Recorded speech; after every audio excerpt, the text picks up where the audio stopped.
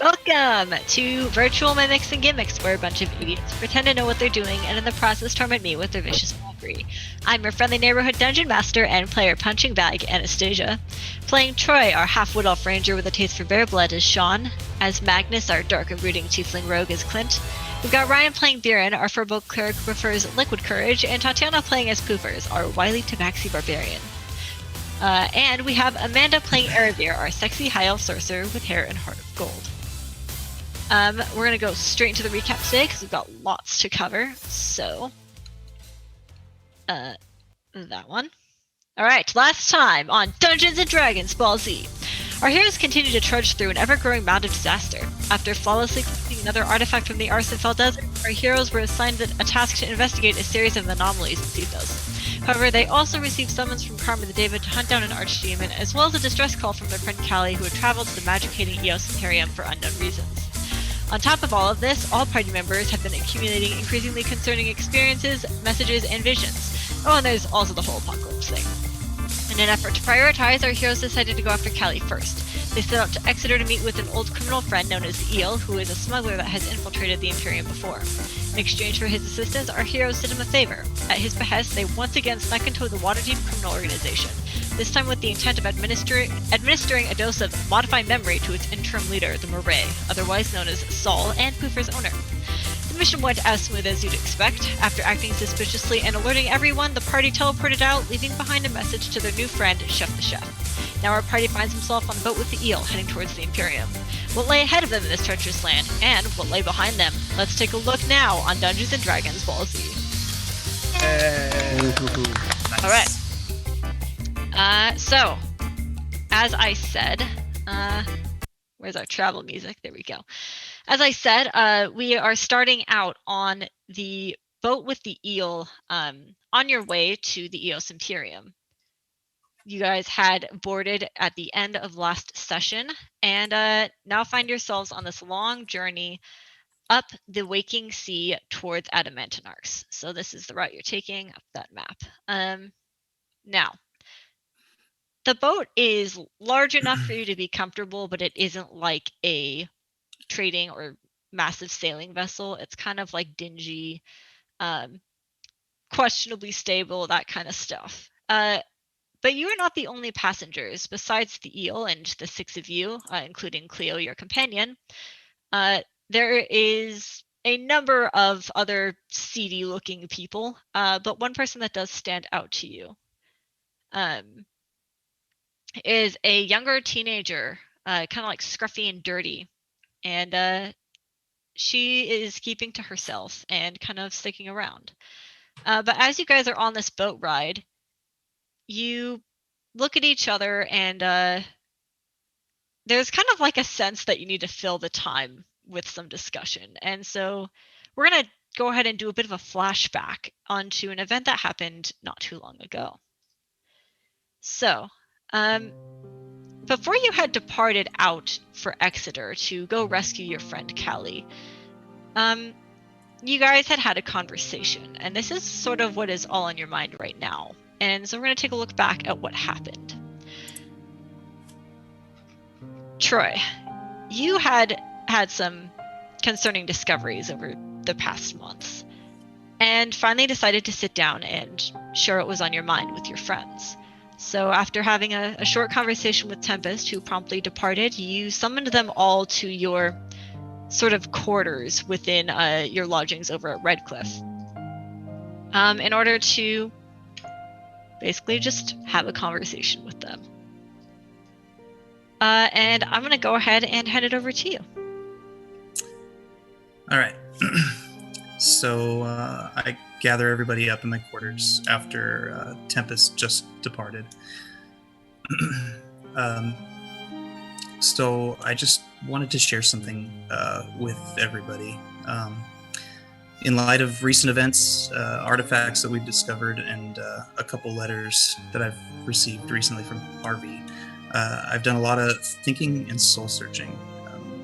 I believe you all know little bits and pieces of my past. However, I feel that this is a critical moment where my past may intertwine with our future and possibly the fate of the oncoming rune. Also, as I couldn't fully understand the contents of Harvey's cryptic letters, I sought the help of Tempest, since he has otherworldly connections that may aid in answering some of my questions. Um, Being that you are all my closest friends and most trusted companions, I wanted to share this information with you in full, in hopes that it sheds some light on who I am and how the life of my father may deeply influence our future. Noah, my human father, met my elven mother in her hometown of Woodhurst in the elven land of Saharon. Exactly why my father was there was unknown, but I later learned that he was attempting to escape a dark and painful past, somehow tied to his service as a warden. By happen chance, my parents fell in love and eventually had me. I knew almost nothing about my father's past, and really my only recollection of him was from my very early childhood. From what my mother told me, he was a kind, honorable, and severely loyal man who loved us deeply and would do anything for us. Then one day, my father died suddenly and inexplicably in his sleep when I was just 6. He was young, in good health, and there was really no physical signs of any kind of foul play. The only observation we could make was small pools of blood in the back of his eyes. Since there was nothing else, authorities just looked past it and saw it as a bizarre, untimely death. As I grew older, memories faded, along with some of the pain, but my desire to know the truth of his death has always remained. Then, seemingly out of nowhere, and not all that long ago, I had a dream that basically started me on this quest to find the truth of my father's past and uncover his real cause of death. Like I said, not too long ago, and shortly before I met you guys, during a night of no obvious significance or importance, I had a vivid dream involving my father, which led me to more questions than answers and set me on my current path to discover the truth. In this dream, I found myself in an enormous circular chamber, surrounded by walls of dark, opaque glass covered in unintelligible writings that extended up to a tinted glass dome, through which was visible a vast sea of stars and swirling galaxies. The chamber had a smooth obsidian tile floor and no doors. In the very center of the room, sunken down a few feet and encircled by an ornate silver fence, was an overwhelming model of an unknown city and its surroundings. The model appeared to be constructed of elaborate glasswork and glowing stones, all lit by a faint blue energy. Upon a closer look, the model was animated, alive, with the flow of water, rivers and streams, and swaying of trees in the breeze, and oscillating lights throughout the city. The exhibit was unbelievably detailed and intricate. Floating just above the model and stretching upward, hanging in the air, were a series of what I could make out as holographic, possibly 3D maps of various curious labyrinths. 7 unique maps I counted in total. These maps rotated slowly around a narrow pillar of light that extended upwards from the tallest building in the city, directly in the center of the model. Then my father appeared. Unsure at first, but knowing after hearing his voice, and his appearance and movement were ethereal. He was dressed in white robes, appeared to be of a scholar, and he wore a silver circlet on his head. He spoke to me, but it was not with me. As I listened, I discovered that this dream was a sort of recording my father had created for me when I was only 3 years old, and only intended for me to see should he die. While admiring the display, he spoke cryptic words regarding his beautiful, perfect creation, his ability to craft paradises and to conduct symphonies. And then he continued to speak of his failure, evident in my receiving of this message. He continued about how his reality came at a cost, and how he missed everyone and everything so much. He spoke of his undertaking being one that was impossible for virtually anybody to achieve, but somehow it managed to be him. The void and loneliness became too great for him, so he fixed what he could and fled, eventually meeting my mother and having me. He alluded to his failure catching up to him, exacting its justice and returning balance, as the elves would say, and cursing me and my future at the same time. He grew more saddened, troubled, and remorseful as he continued to talk. Then the room began to break and collapse, with walls and ceilings crumbling and the floor dissolving beneath my feet. And as my vision faded, I recall my father's final words: "Seek out the wardens. You must right my wrongs. I'm sorry." And with that, my dream ended. This was obviously a pretty powerful change in my life, and sent me on my current path. You guys know the story between when we met and started the process of becoming wardens. The next important key of this story is what I had a vision at the end of our trial when becoming a warden. The vision I had began exactly as the dream I just described. However, something I noticed was quite different this time. As my father appeared, I looked closer at him, and I noticed numerous faint ethereal strings attached to him at all of his joints and virtually every part of him, similar to that of what you'd imagine on a very intricate puppet. I followed the strings upwards, and my gaze met with the puppeteer. I could only make out a humanoid-shaped silhouette wearing a silver circlet on its head. As I looked at the silhouette, I sensed it looking back at me, although there were no eyes.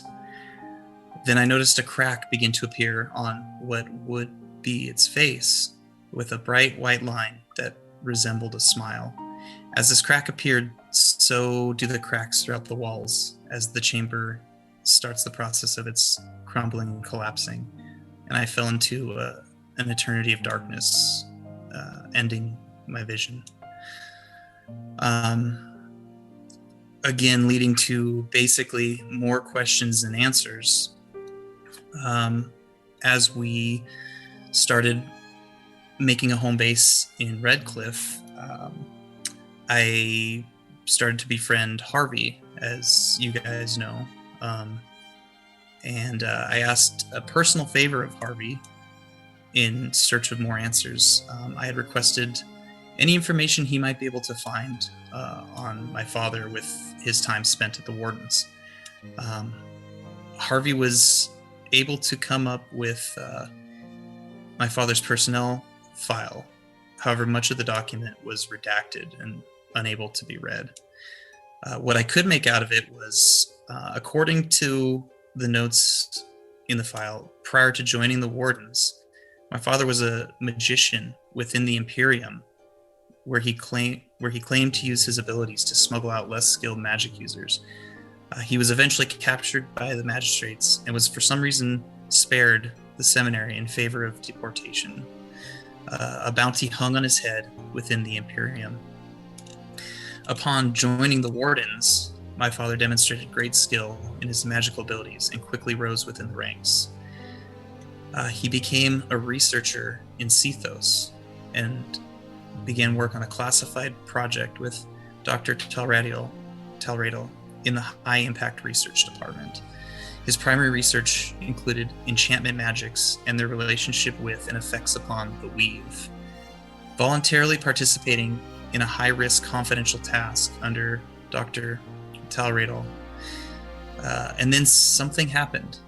He was revoked of his responsibilities and status as a warden due to what I can't seem to find out, but some betrayal that resulted in deadly consequences. It noted the consequences of his failures included death, destruction, and a major setback in the warden's efforts against the runes. Further information beyond that is on a strict need-to-know basis only, and only through Dr. Talradol. So that was about all I could find out, although incredibly helpful in giving me some sense of direction when nothing else existed. And I was overwhelmingly appreciative of Harvey's assistance in obtaining that. Then during one of our quests in Exo Volunteer, I received a telegram at the inn when we all arrived at that city, from a department of the wardens called R&D 1A. The telegram called for my immediate travel to a warden site in Dumbarton and explained this task was top priority and top secret. Failure on my part would result in my dismissal from the wardens and a traitor's bounty placed on my head. So I left the group in that quest and traveled to Dumbarton. In the town, I noticed a nondescript building with an ornate knocker on the front door. I was greeted and taken to a simple room with a table containing a piece of paper and a quill. My escort instructed me to sign my name when ready on the paper. So as he left the room, I signed my name on the paper, and a hologram projection, a recording of Dr. Talradol appeared before me. She went to great lengths to send this message to me in a high security area, far away from all others. She explained she knows Harvey and I were both researching Noah, my father, and that she reiterated the info on him was highly restricted, and we had both dangerously breached protocols, even getting his personnel file.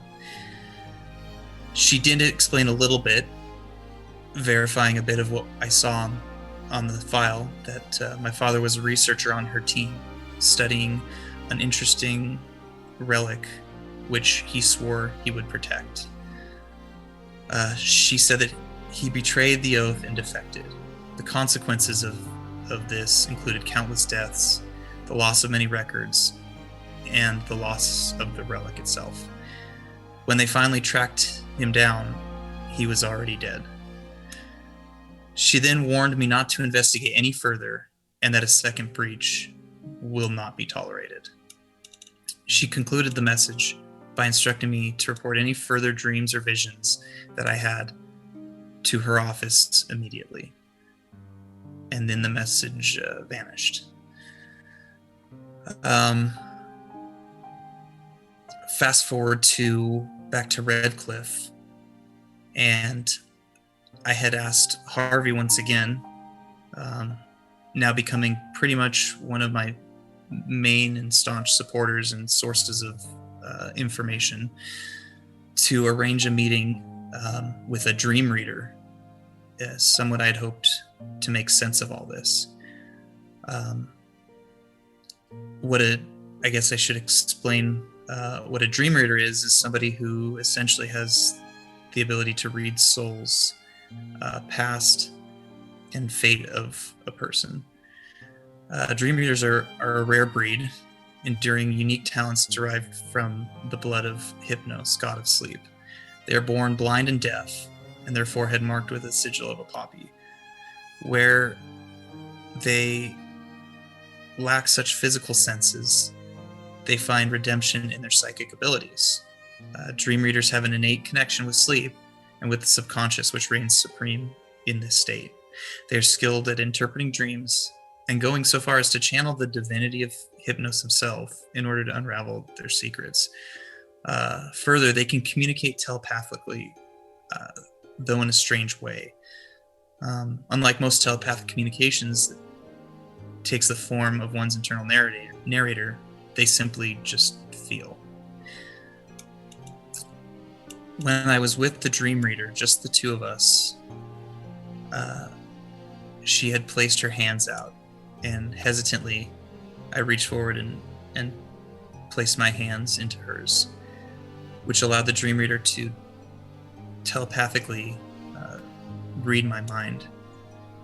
So I brought to the forefront of my thoughts my dream and the vision that I had during my trial to become a warden. She seemed fearful and shaken after feeling this, and broke our connection and let go of my hands.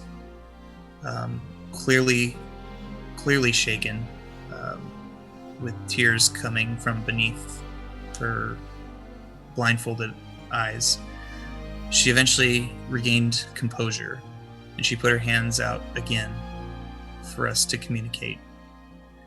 And as we do so, I begin to see clear but rapid flashes of images. I remember very distinctly, the first of which a silver circlet, a silhouette, then the silhouette smile, followed by my father. My father then wearing the circlet, and then asleep with the circlet on his forehead. My father was then, with the circlet, speaking with an unclear black shape, followed by images of him pacing and crying. Then there were images of my father and the silhouette. Just the silhouette, and then my father looking very tired. Soon it was of my father sleeping, with a black cloud swirling around him. Then one of him running, followed by a broken circlet. The sky was littered with specks of black, then more and then more, until the sky was buried in black, and I saw darkness. I saw the silhouette, the sky, the silhouette again, the smile, fire, and then the smile. During these images, I was able to feel the terror of the dream reader, the terror in myself, and strangely that of my father. The next day, in a bit of a daze and with a faint headache, I received papers from the dream reader, which included 2 hand-drawn pictures and the following words: Hypnos, Izanami, Acles, Asmodeus, Circlet, and Noah. I'd like to show them I think we know Asmodeus. I'd like to show them the pictures that were hand-drawn, if we could put them in the context. I'm on it. Okay. Shortly after the meeting with the dream reader, as you guys know, Harvey mysteriously disappeared from Redcliffe. This was quite troublesome to me, as I had started to become quite close with him and saw him an equal companion, as much as any one of you. Not being able to find out much at all from anybody in Redcliffe, I received at least some form of solace in the receiving of a couple letters, cryptic in nature, but at the end of each signed simply with H. And I could only assume that this was from Harvey. I have these letters here that I would like to read for you guys, again in hopes that somebody may understand their meaning. And these, in fact, were the letters that I brought to Tempest and explained the exact backstory, in hopes that he can make sense of this as well. The first of 2 letters read, Troy, forget not that the mind is its own place, no, its own palace, an endless kingdom limited only by the bounds of the imagination's reaches. And there we make a heaven of any hell, but also the opposite, for hell can be made of any heaven. Even when one finds solitude, the best society, he may be remiss to discover that he is not truly alone, and that the darkness of his shadow, which follows him always, which is prisoner to his agency and his will, may have a voice after all, a shadow that grows darker and a voice that grows louder, reminds its warden that darkness, once gazed upon, can never be lost, and innocence, once lost, can never be regained. One day, that man of solitude may find himself a prisoner of his own shadow, and driven mad by its ever-present whispers, decide that it is better to reign in hell than it is to serve in heaven, even of his own making, within his own kingdom. What happens when one flees from his shadow and serves that chain which binds them together? The darkness will search for a new host, a new home, a new haven, which can be made a hell. A new heaven, which can be. And while the man of solitude makes a new heaven of a new hell, the warning of the shadow echoes through his heart always, and he knows it to be true that darkness, once gazed upon, can never be lost, and that it will find its way back. The second letter I'd like to note in unfamiliar handwriting was written on the envelope. A great deal of risk to get this to you. You are lucky to have such a courageous and loyal ally. The letter itself read, "Be swayed not by the warm embrace of slumber's comfort, for dreams are as much a prison as they are an escape, as much a hell as they are a heaven, and the veil between them wavers ever thin. The shadow has found a new home, and a new heaven to make its hell, and resounding from its home is the siren song of bliss. Yet the echo of its past remains, creating an ever-present reminder, a beckoning call for vengeance, and that echo falls unto you. Mistake not the grip of sleep for the crest of Hypnos, but beware the blood that has been tainted black." Signed, H.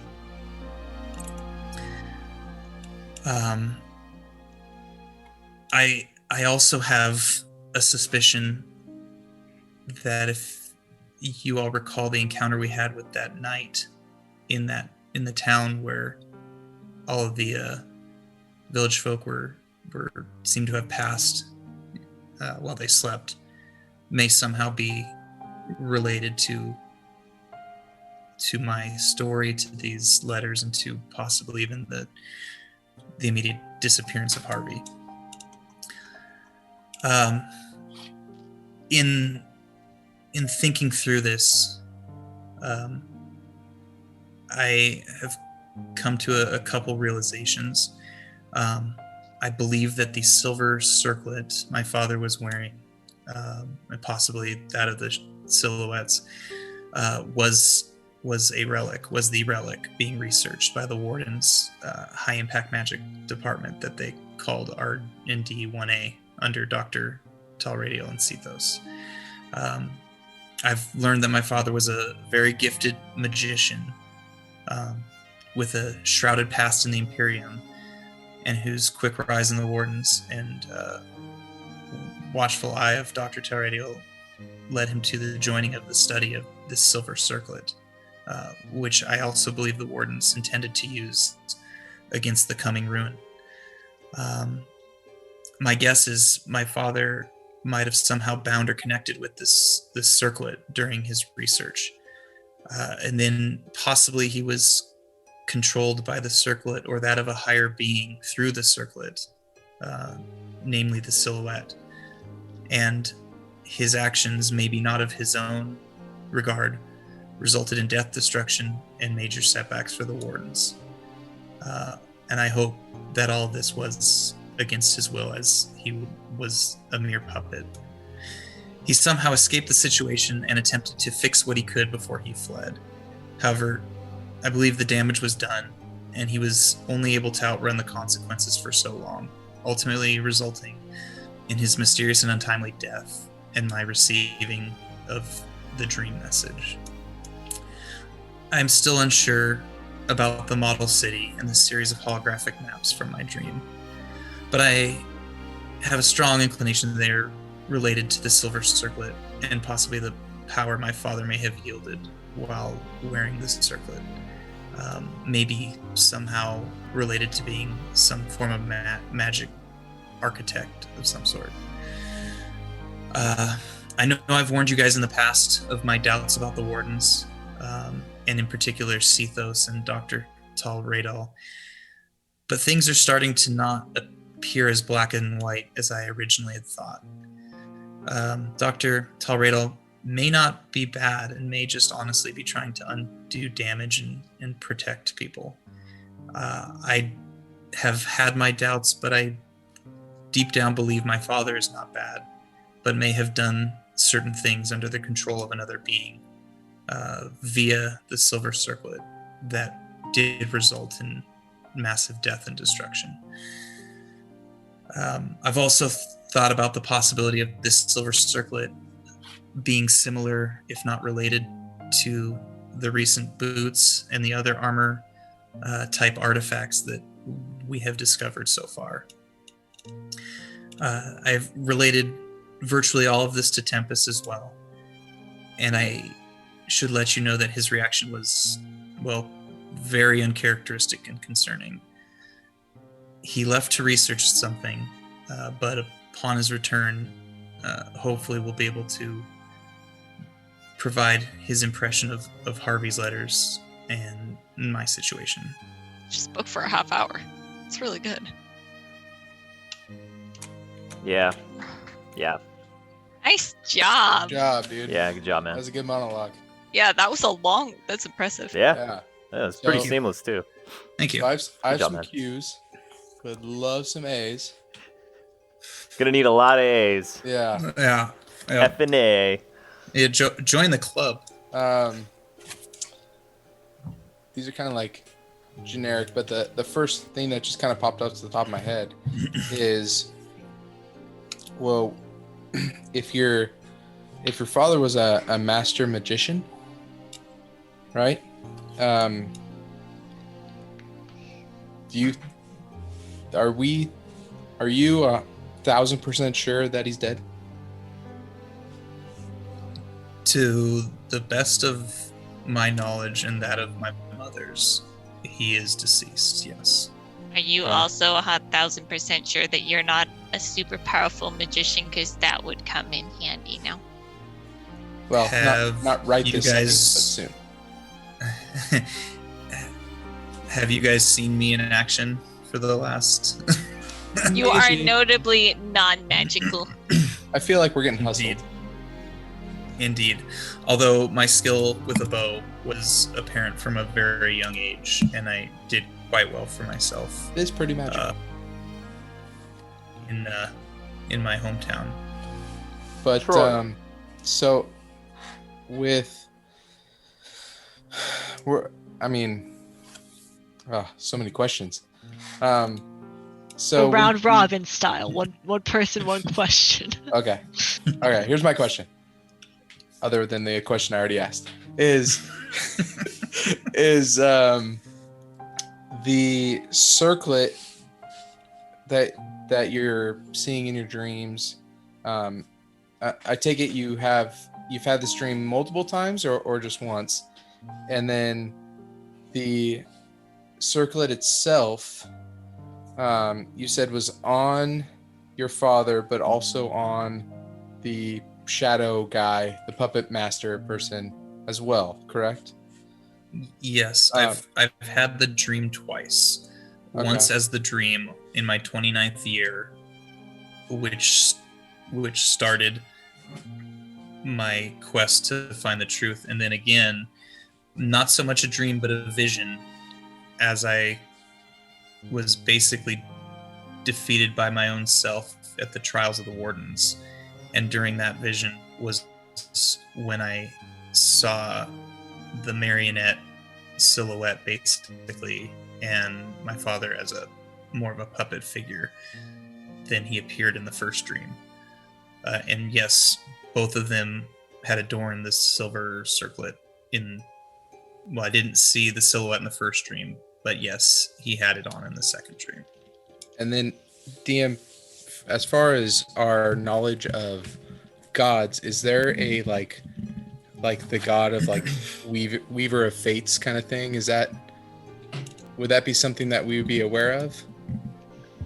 So, there is a pantheon of.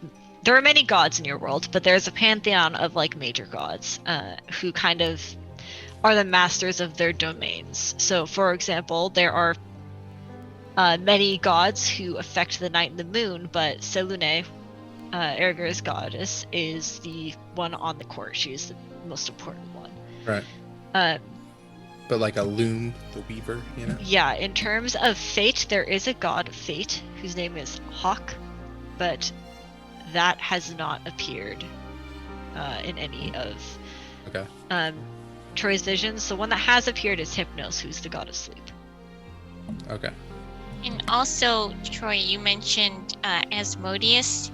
I don't know if anybody remembers, but I'm pretty sure that was the dad of the lady that we saved in the painted world like 2 years ago. Dad of the lady. That was the dragon, Like our right? first Wasn't quest, he? yeah. Wasn't he? I don't even think Troy was in the campaign at that point. I thought he was a dragon. In the right? painting? No, No, he's a demon. She was a Like, she was part demonic. Yeah. right. That was where we got tricked by like the painter, and then we got stuck in there. And then at the I end, was there. we had to put her down basically. That's when we did the mercy killing. Yep. But did she tell us about her father at all? Did we get any info about that? Yeah, a little bit in a backstory. Right. I can recount it very briefly. She was basically a bastard child of this archdemon Asmodeus, and that was, and her existence was an insult to him, so he trapped her in this painting. Got it. And then excluding all the details about how you came to that painting. But yes, she was the bastard daughter of Asmodeus, And who is one of the 9 demon lords of the Nine Hells. right.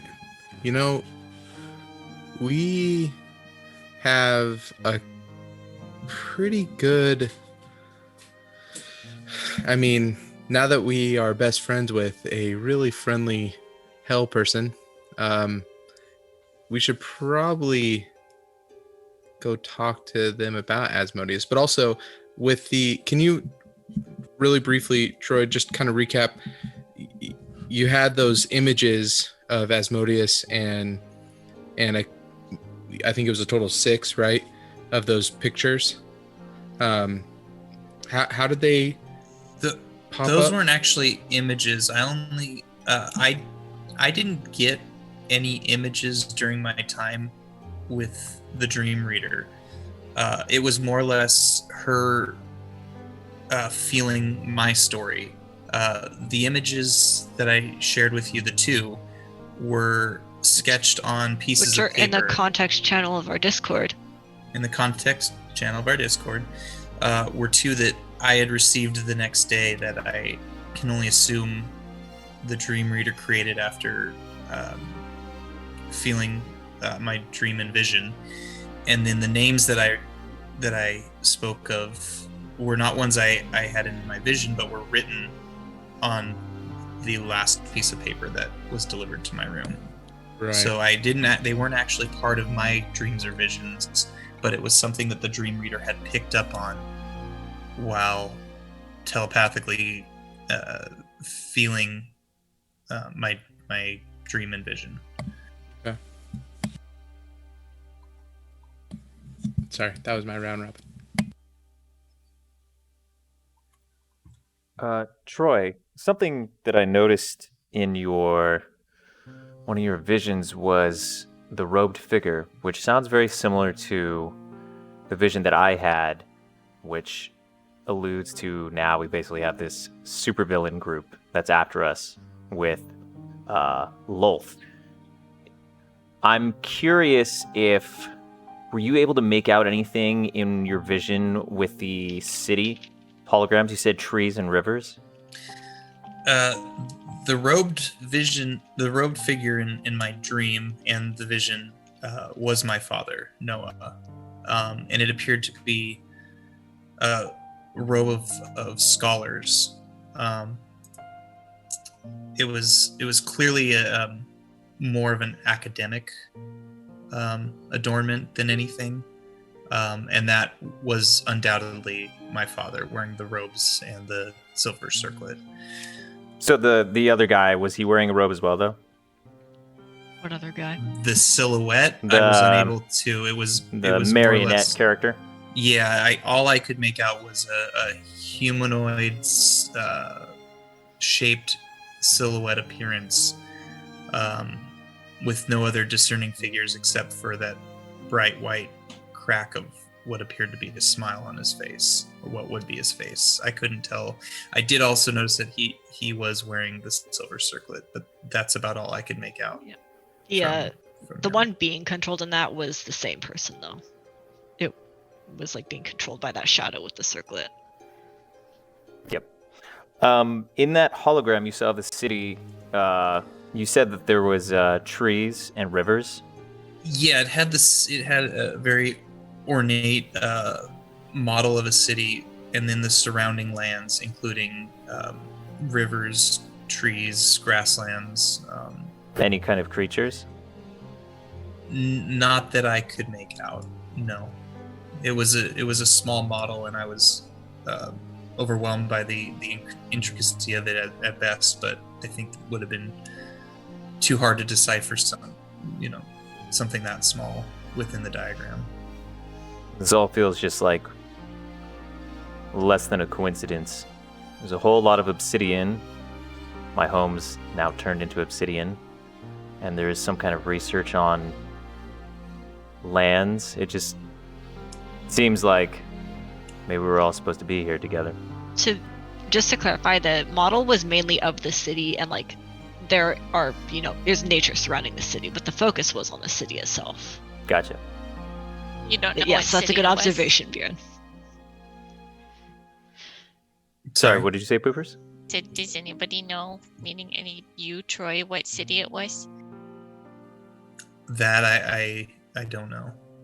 Was it on that city to try to just get an idea? Was it small, like a town, or did it seem like an epic, area? No, it was a metropolis. It was not a small town. And it had a large building in the very center of it, from which the narrow beam of light rose as the center of the spinning holographic maze diagrams. Okay. So it's probably pretty important to find out what city that would be. It's probably a real city, right? Maybe we should go to the library when we're done here and look at skylines and see what city it is. Possibly, but after- what confuses me is my father speaking of his creation. It may be a real city, but I wouldn't put it past it being something beyond a physical place here. After just looking at my memory and doing a history check and rolling a 16, all of a sudden, with the pillar of light in the middle, it sounds familiar, almost like the city of Dis. Dis. Like what dis? What Dis? Who this? I just have a feeling it might be the city of Dis. Displaced. DM, would it be a city I would have recognized? You've never been there. Okay, so no. But I have. It could be a city. Yes, Bjorn has been there, Okay. I think. Yeah, that's the research city, right? Yeah. Looking, Yeah, I have friends there. which is where we're supposed to be going. What city did this Or- sound like? The Wardens. DIS. That's the capital of Sethos. Yeah, we're supposed to be going there because there's supposed artifact magic. That's one of the places on our to-do list, right? Yes, Correct. Okay. that was our main to-do list. We just detoured, have like 4 detours. Any idea, Baron, of what the 7 holographic maps may have been of? I don't know if I'd be able to recollect on that. I was just only able to recognize some of the city.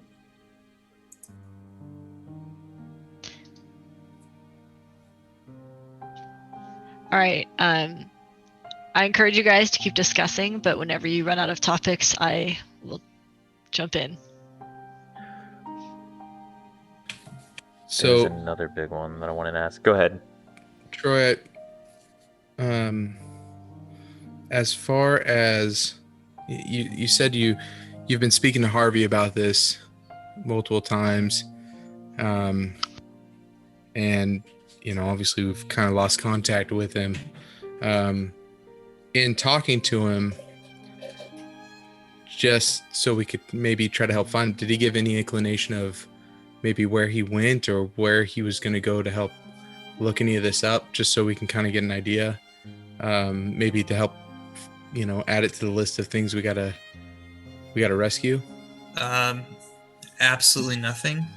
Not only was there no inclination or hints that I've missed but didn't pick up on, I didn't even know he was leaving, and his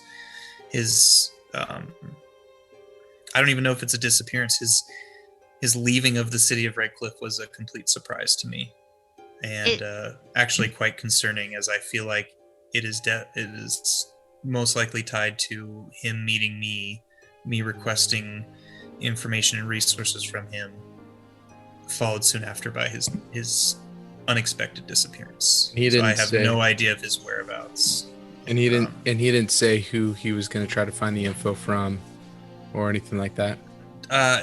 No, he never told me about where he was getting his information. The only information he actually produced for me really was the personnel file of my father.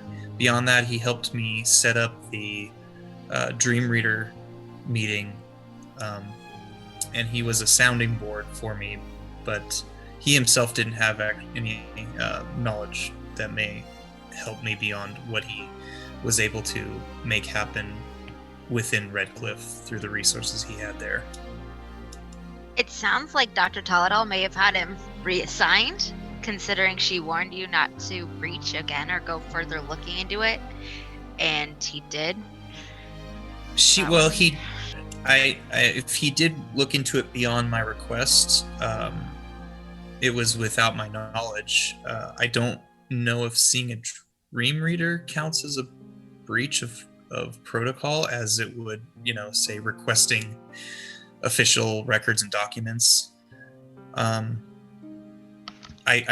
that warning I received from Dr. Talradal, I pretty much tried to safeguard Harvey and limit what I talked to him about and any requests that I might have made for his own protection as well as mine. And it appeared that during the holographic message from Dr. Talradal, she kind of had dismissed the one time that we had both done that, and I thought that he was going to be okay beyond that. So it was a total surprise when he was gone. Just to clarify really quick, because I feel like it might be helpful to other players, Dream Readers are an available service in Redcliffe. They're just very secret. So. Right. Am I right in that that's not a breach of protocol, something that wouldn't raise flags or anything? So if someone found out that you specifically went to a Dream Reader with regard to this topic, it might be, but going to a Dream Reader with, following all the rules and everything is in itself not. It was more that she didn't want you to look into the specific topic. Okay. I have no idea of his whereabouts, and every time we ask, the answer we get is he's doing okay. He's on leave. Yeah.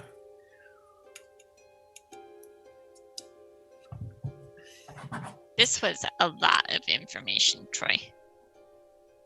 I had no idea that. I thought your dad was just a guy who didn't like the wardens. I had no idea it was this important. Well, and I have changed my thought over time. I don't know that he didn't like the wardens. Clearly there was a falling out of some sort, but who's to blame is uncertain for that.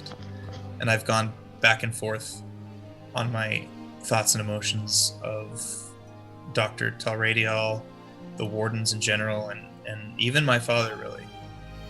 I mean, she could just be hiding stuff from you to protect you if this thing is that dangerous. She probably doesn't Right. want you to do the same thing. Yeah, it could be either she's got hidden malicious intentions, or she truly is trying to protect me and the wardens and possibly undo maybe something that happened with my father in a relic that, spun out of his control, basically.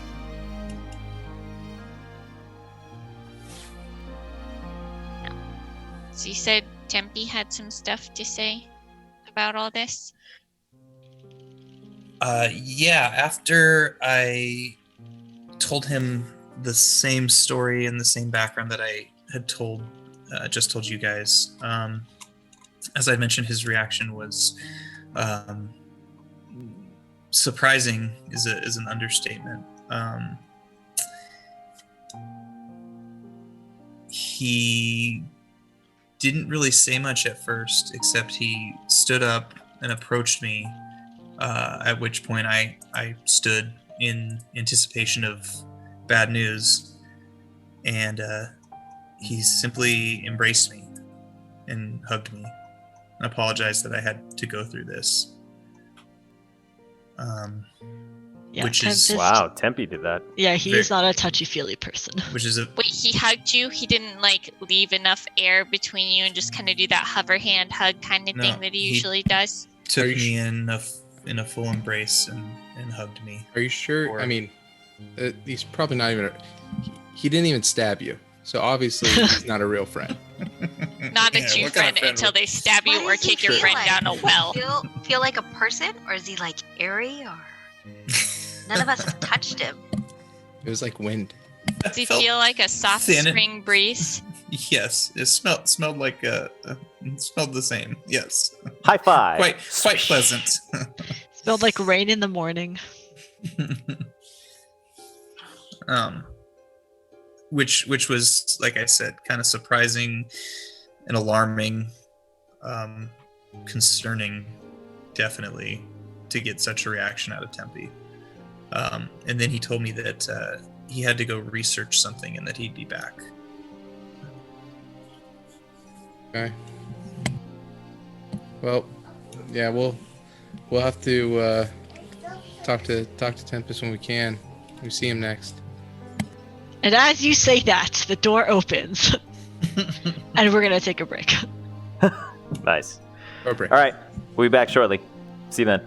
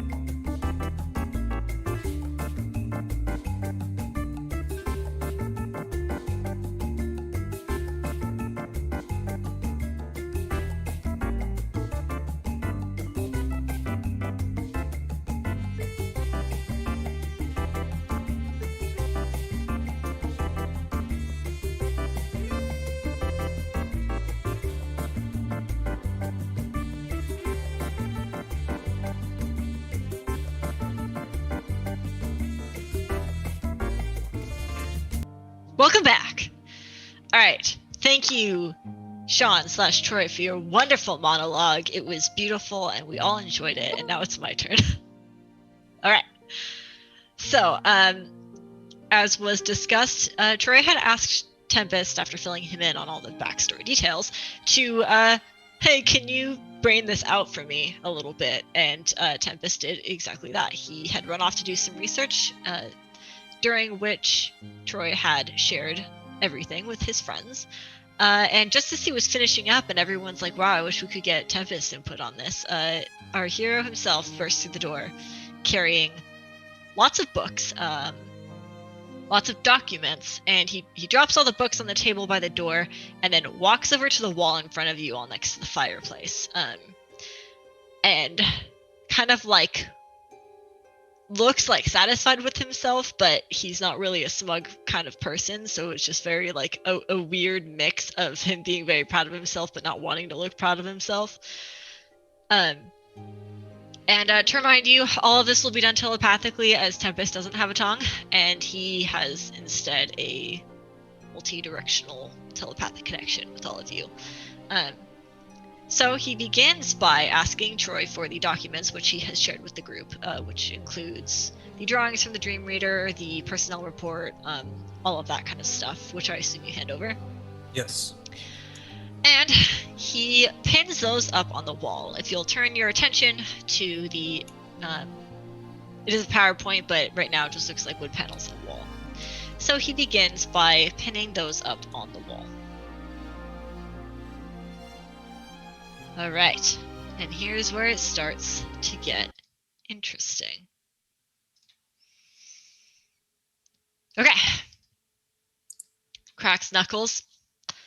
All right, so thank you for sharing everything with me, Troy. I really appreciate it, but I think that I'm ready to share what I've discovered. All right, well, I'll kind of walk through everything I had figured out piece by piece and bring it to sort of culmination of everything at the end. Hopefully you can kind of piece it together as I did. All right, so first things first, this letter you got from Harvey, the first one, and I assume that you know they are from Harvey. It's his handwriting, and it's marked H. It's kind of, well, anyways. Now this letter quotes a very famous line from the poem Paradise Lost. Well, rather, it's part of the line. The true source reads, "The mind is its own place, and in itself can make a heaven of hell, a hell of heaven." Now, that differs interestingly.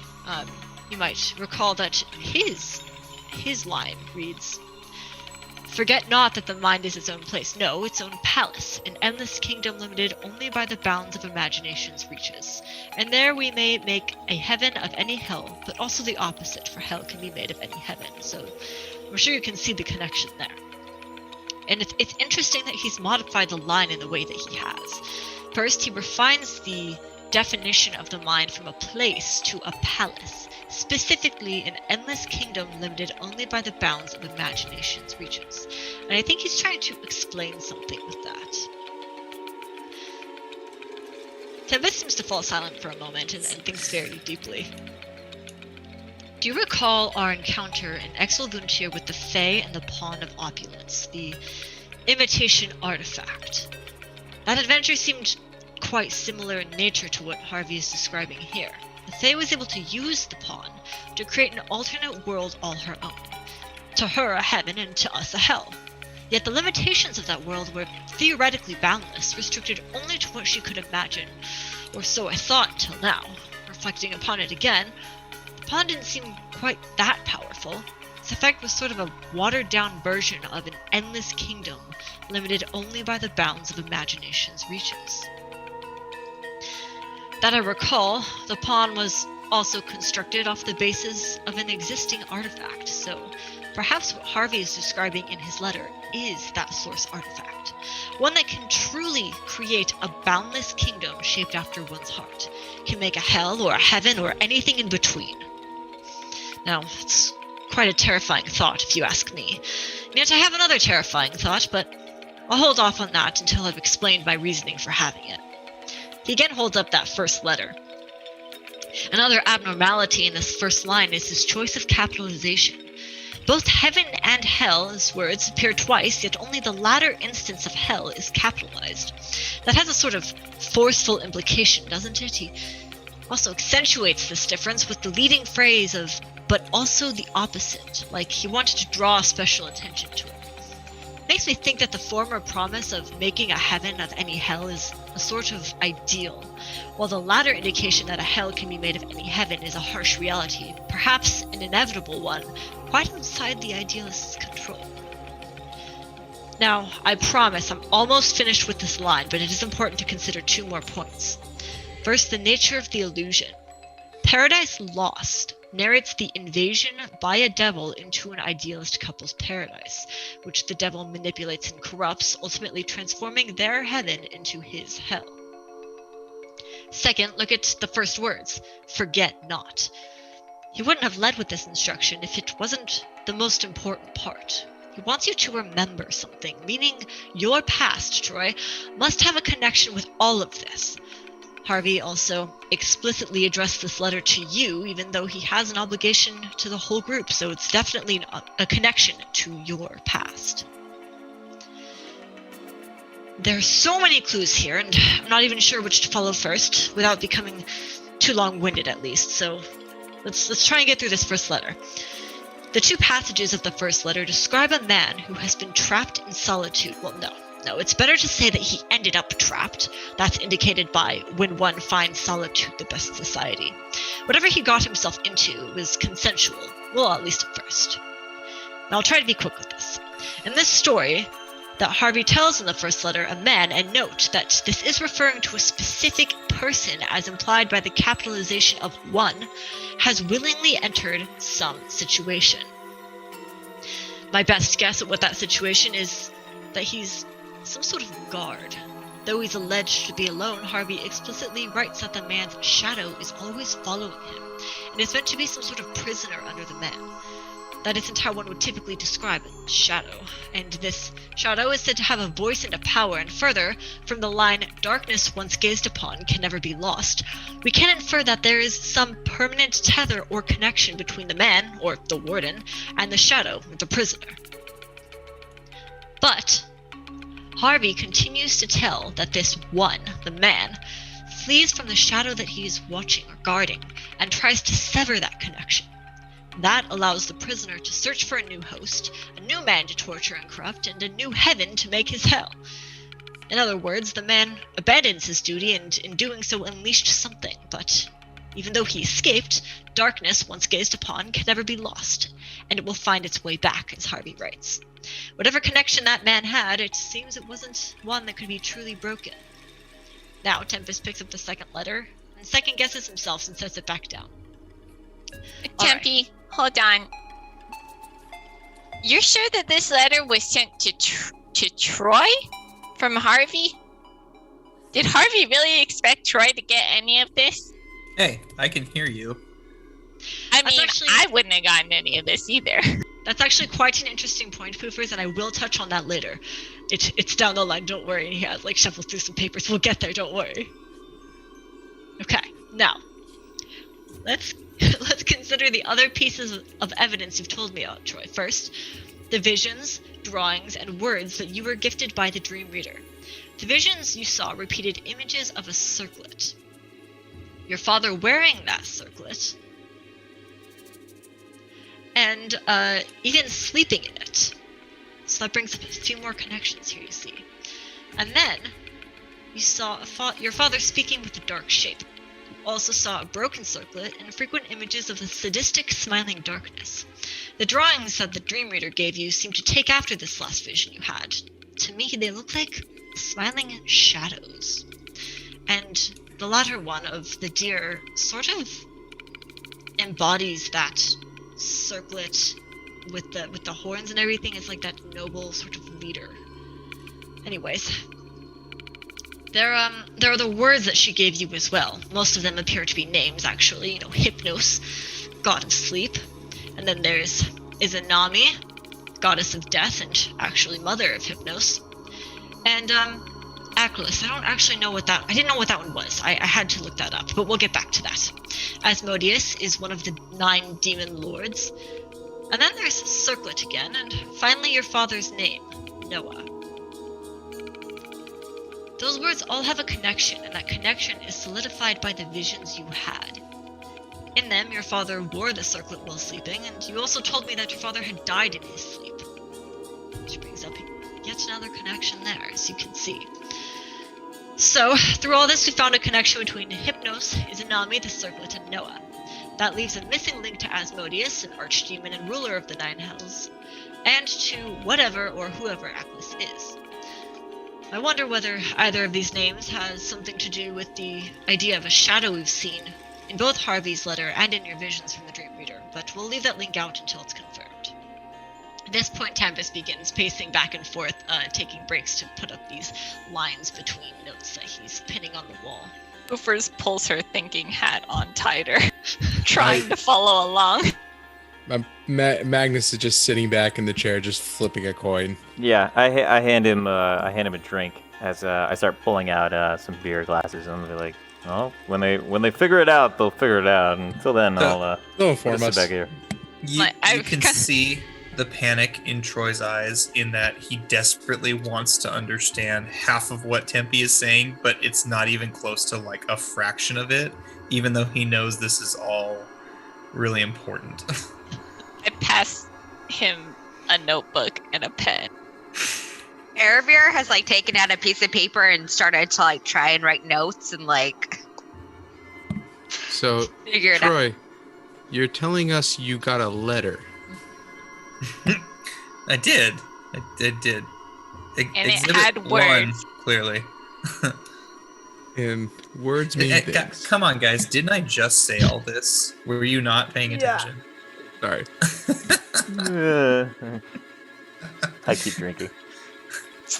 And is that? What'd you say? Whose thumbprint is that?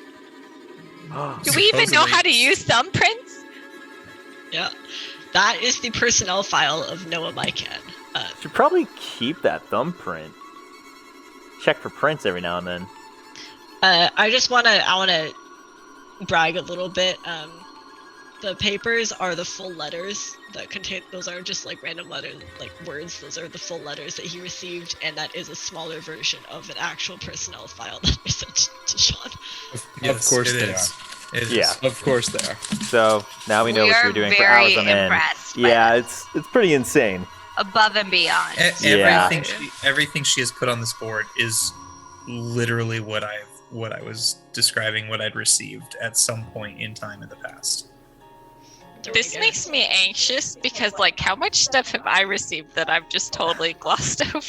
Why don't you have a bunch of red lines? I have to reread every message I've ever received. So, all right, everybody who laughed at me before all this was happening, you guys are next. All right, anyway, Tempe. Sorry, Tempe. So, nice thread, by the way. Thank you.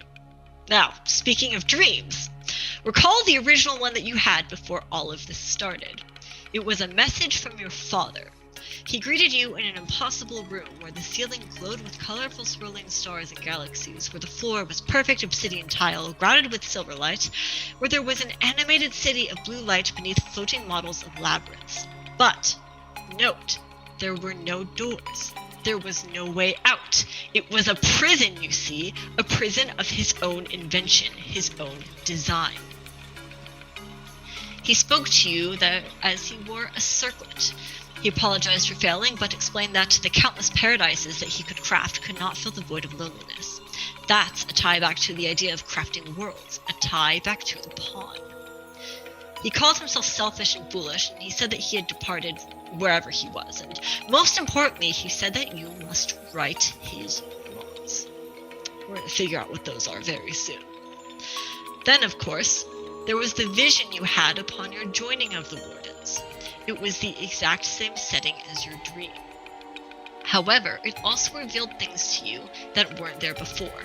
Namely, it showed some horrible shadowy beast tethered to your father, holding him by marionette strings. One can only assume that this vision revealed a truth to you that the dream could not. That shadow was always there, watching and pulling the strings from the darkness. Now, remember a couple more things. Your father was a warden, and his personnel record labeled him as a traitor whose actions had tremendous and dire consequences.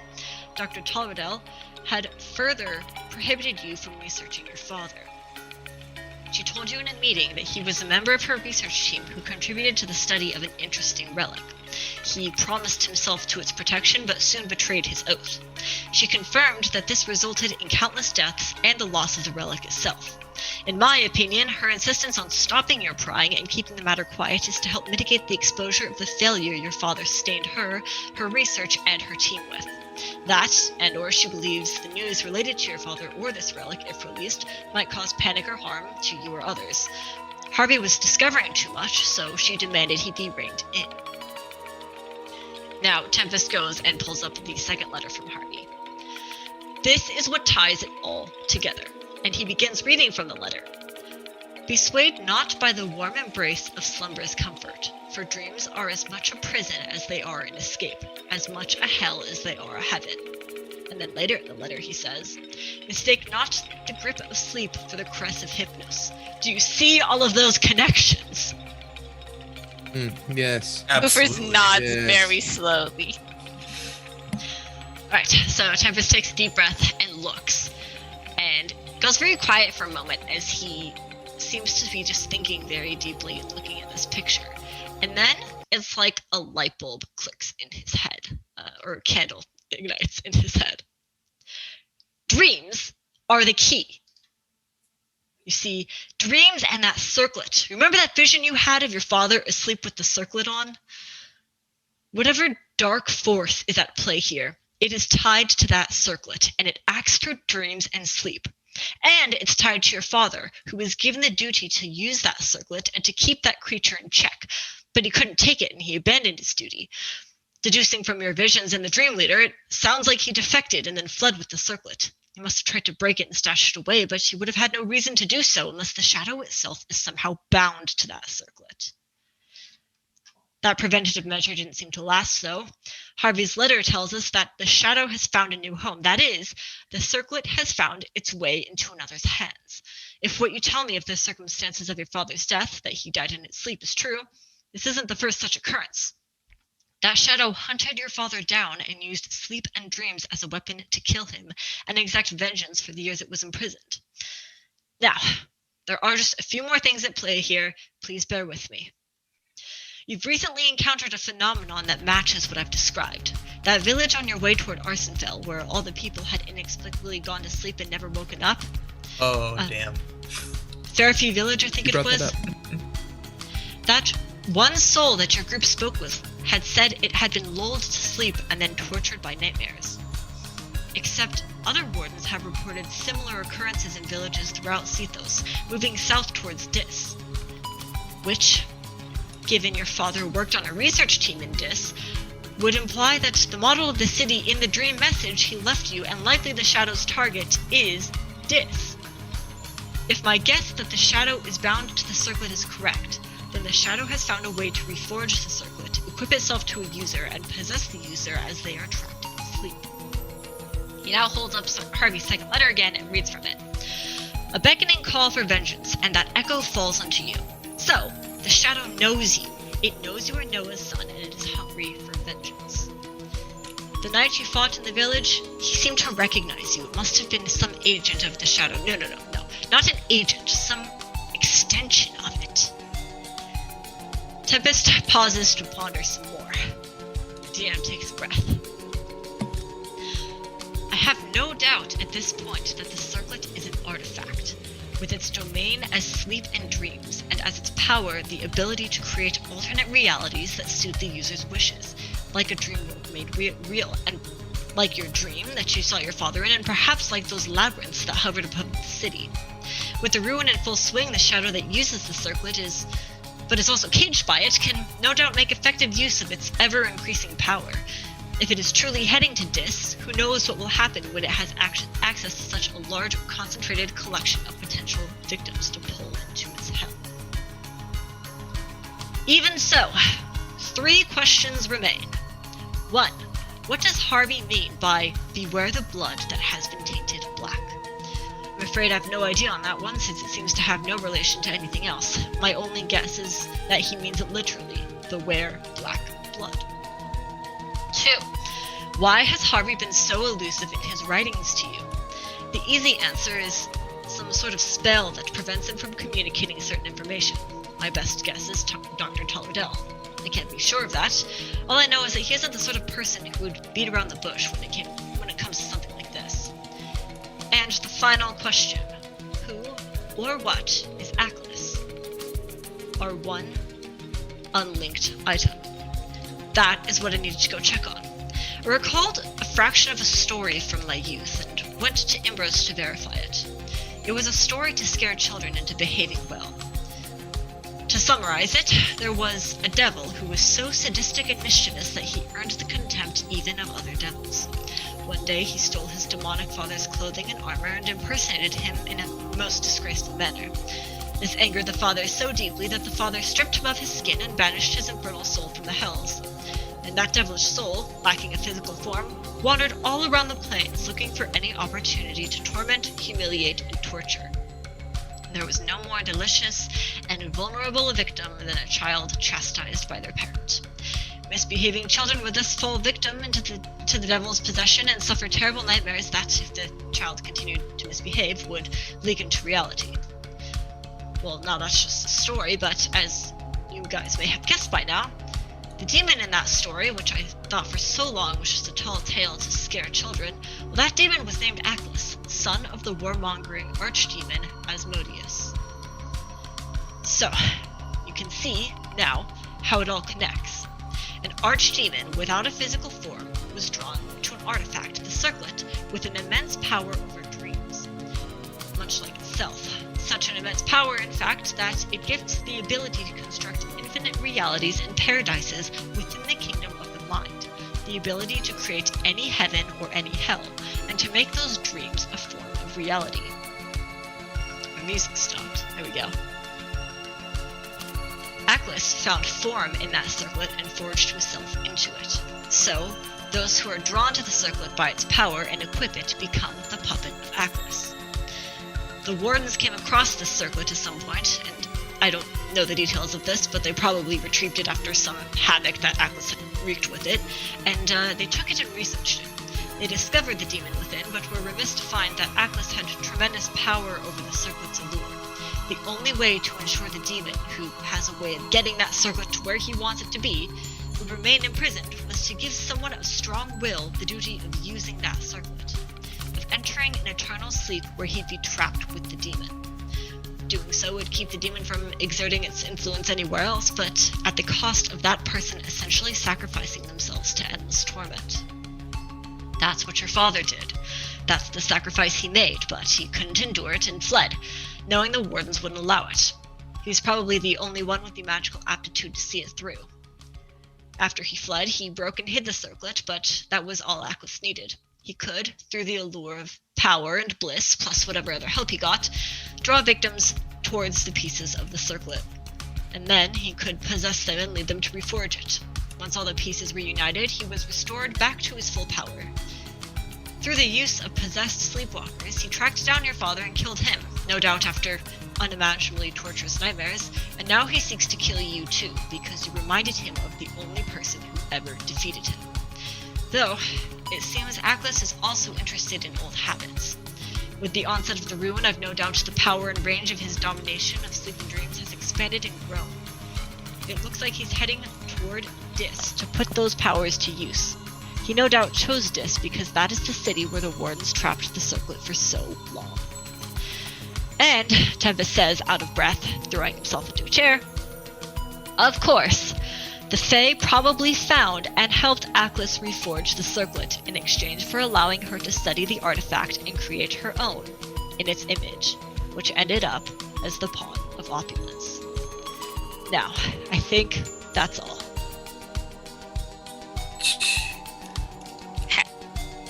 Wow. How long did you say this took you? What would we do without you? We'd be so lost. So let me get this straight. And I walk up to the board.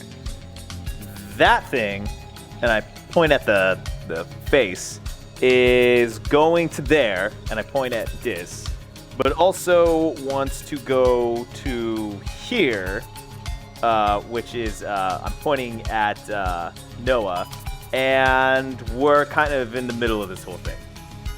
Well, he already got Noah. I think he just wants to go after Noah's son spawn. now. Yeah. Yeah, don't forget that the demon is forged into the circlet and is moving through possession, essentially. Guys, this is gonna pose a problem if we need to get all the artifacts. And right now, Tempe, just to be sure, we have no idea where it would be. Well, if the warden reports are correct, it looks like it is moving south through Cethos towards Dis. Trying to intercept it would be the best course of action. Which is That's where what we're going the anyway. wardens Right. tasked us with.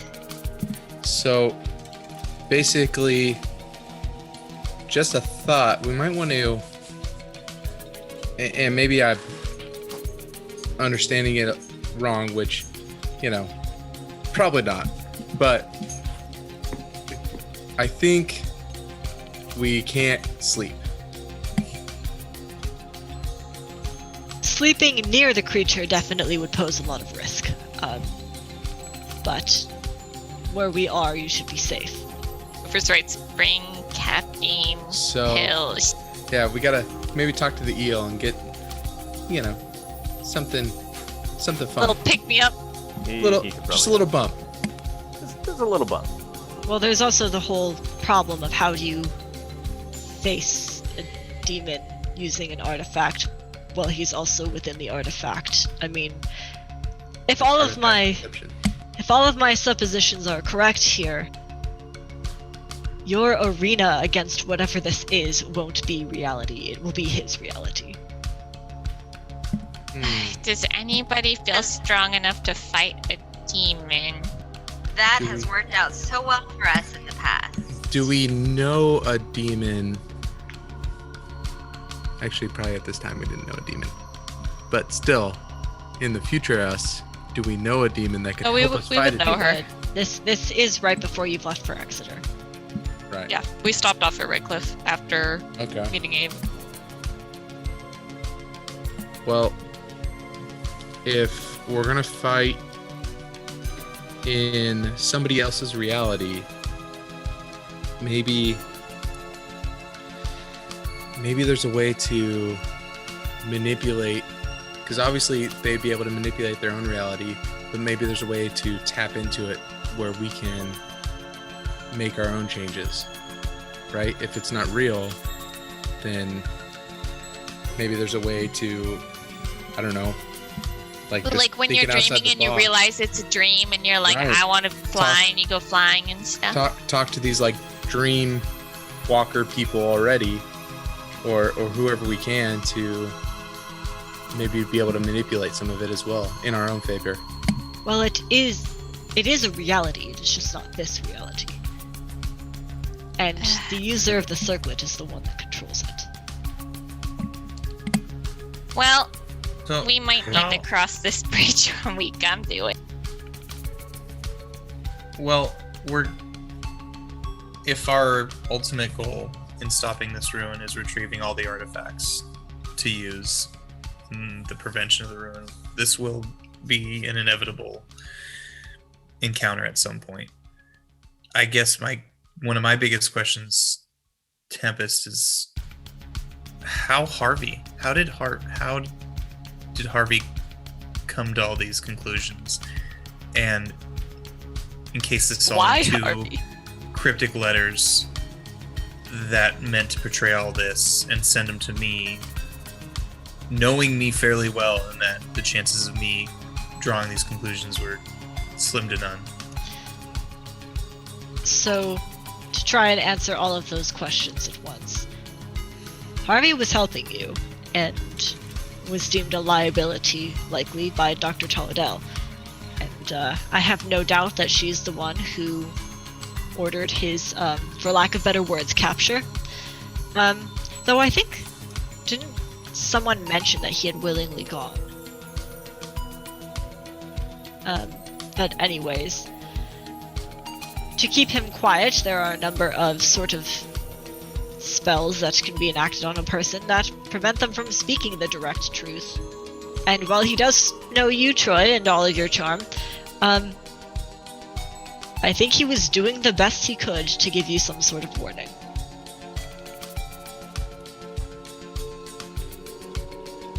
I will say that there's there nothing in there that may hint at his whereabouts or status at all.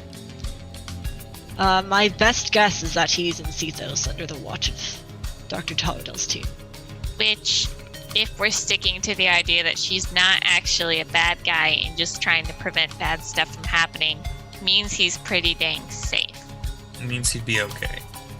Right. Which is why I said I've had, wavering thoughts and opinions on everything over the course of our journey to this point.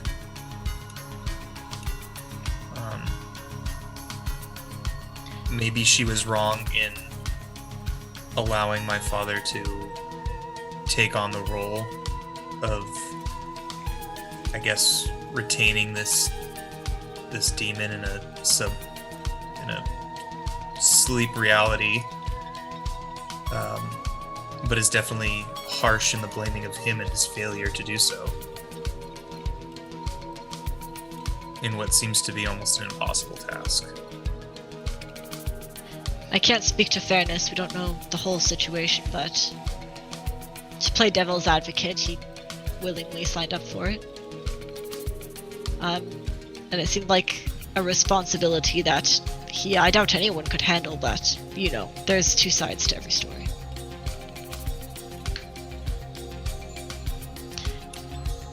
If there is a moving forward point from here, I think it is to be very wary of what we perceive to be this demon's powers, and namely to keep in mind this idea of black blood. As I said, I don't know certainly what this could mean, but it will probably be useful and a key to fighting whatever this is. Well, Fine. Thank you, Tempest.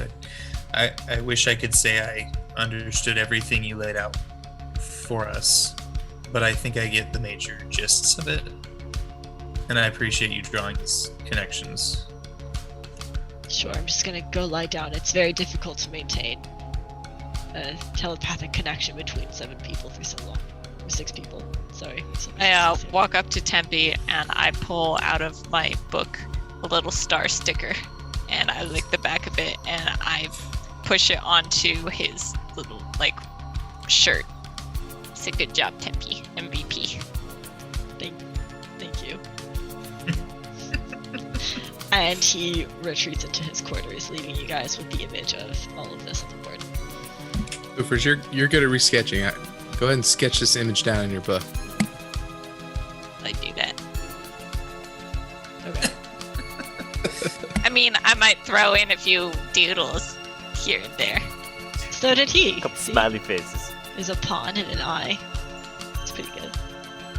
That's actually something pretty interesting, is now that we know where the origin of the Pawn of Opulence is from, when we were in that city where reality was altered, now knowing that it comes from the circlet adds an extra dimension to this whole thing, and how important it is that we try to stop this from continuing.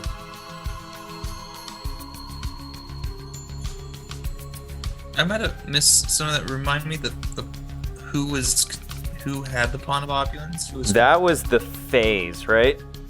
Yes, there was a Fae who had created it. Now you know she had probably helped Aklis the demon reforge the circlet in exchange for access to it. She had forged it and then was trapped in it by... her name was Desi within Axel Luntier. And then you had entered the reality of the pawn, fought the Fae. Now the pawn is in the warden's possession. Yeah. That's actually also where I got Bo, if you remember the skeleton. Yeah. Yeah. I think that's Totally forgot about when that. Troy was called away. Mm-hmm. That was Oh, exactly was it? when So I. he did not That was interestingly deal with Can that. Yeah, no, you're totally right. Actually, I look at my sack, and I pull out Bo. Oh god, the light! It's blinding. Oh my god. Oh my. I've been in the Easy. dark so long. With no Oh, God. eyeballs. You know, EG. that's not very nice. It's kind of racist. Bonus. Bo, how come you didn't speak up about any of this before? Speak up about any of what? I mean, at one point you were, I don't know how else to put this. You were kind of a bad guy with the Fae. You know, he doesn't remember our origin story. That just breaks a guy's heart if he had one. Man. I mean, if well, you Beard, if you you've been wanna carrying me around. correct me, You've been carrying me around in this sack for months, and I'm just I old news. have sticks in there with you. You've had company with a small Yeah, spider. he built a web. It's clouding my thoughts, really. It's just kind of webbing Nice. things up in there.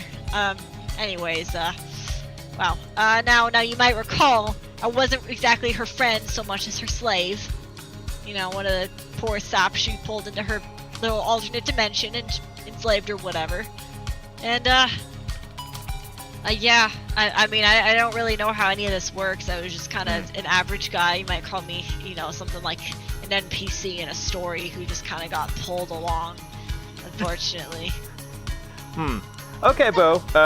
I just wanted to make sure, you know, we weren't missing anything that could be helpful, and, you know, maybe if we found out some interesting stuff, you know, maybe I was gonna get you like a broomstick and wheels so that you could stay outside.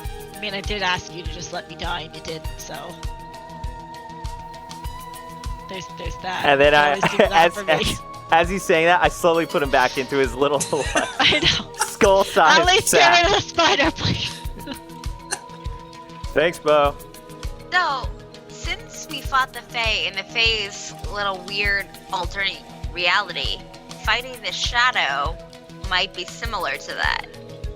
Right, but I think the shadow thing is supposed to be a demon. A demon. Well, it'll be a lot harder. Right. So we I mean, we're gonna need every edge that we can get on this fight. Maybe when we get a little time, we should go in and try to research some demons, and not maybe specifically this one if that's possible, but more so generality of what might work well against them, what the wardens know, what we know, as far as what they're weak to, or a way that they've been defeated in the past.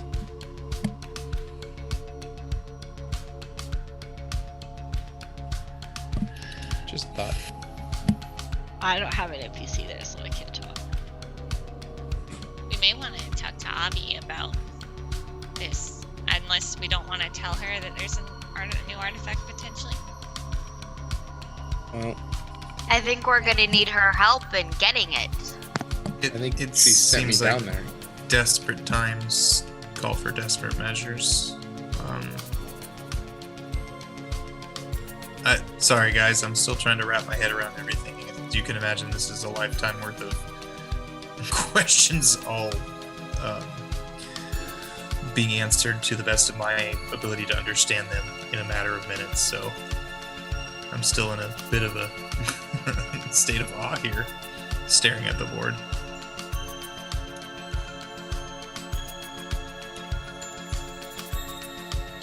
I think we should ask Tempe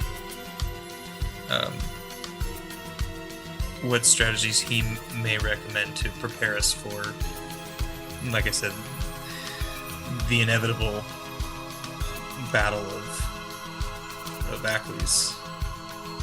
I definitely think we're gonna need Abby's help. She was proved invaluable in the last artifact retrieval. Right, but the game is completely changed in this one in that it's not of our known physical realm. Right, but it'd be nice to have a demon with us. Well, I mean, in theory, if this is a separate reality, it only exists for people that the owner wants it to exist for. So we might not even be able to go in there anyway. Hard to say.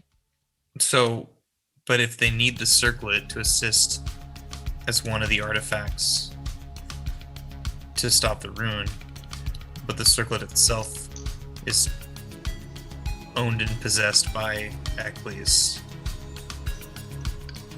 there's going to be a conflict of interest when it's worn and wanting to be used.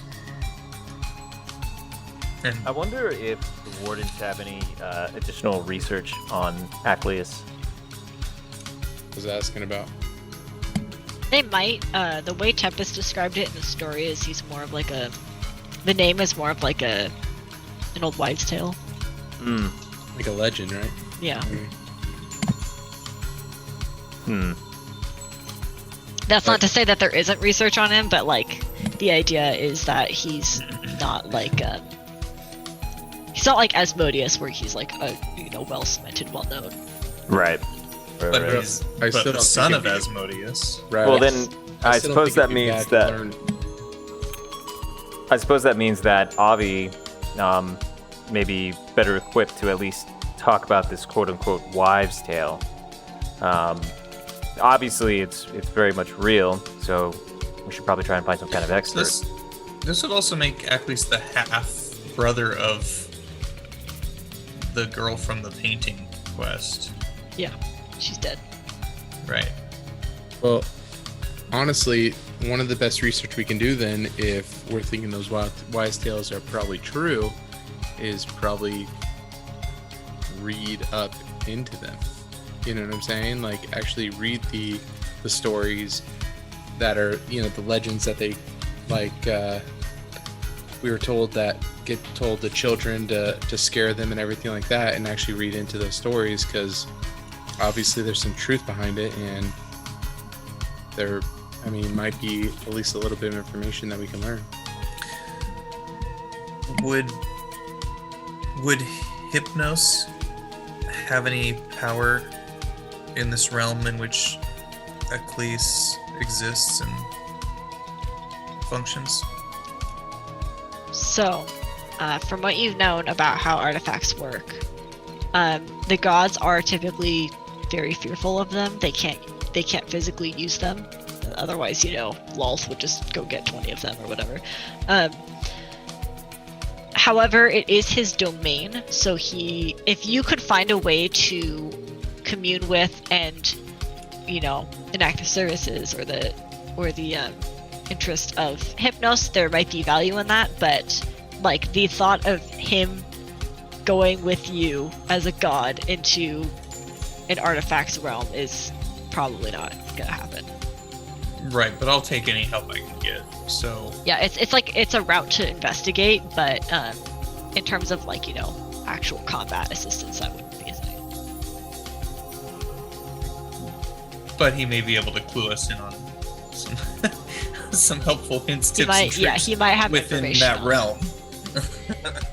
All right, and then the last name again, that was the mother of Asmodeus. Izanami is the pantheon, or it's called the court. She is the goddess of death, and she is the adoptive mother of Hypnos. Of Hypnos, okay. Yeah, no gods are related by blood because gods are born of a human's desires, but they form families in a sense. Okay. I will say I am curious based on Tempe's description of how my father actually died through being the possession of dreamwalkers or sleepwalkers, yet there was no trace of any physical harm or foul play found, on his corpse. Simply the pooling of blood in the back of his eyes.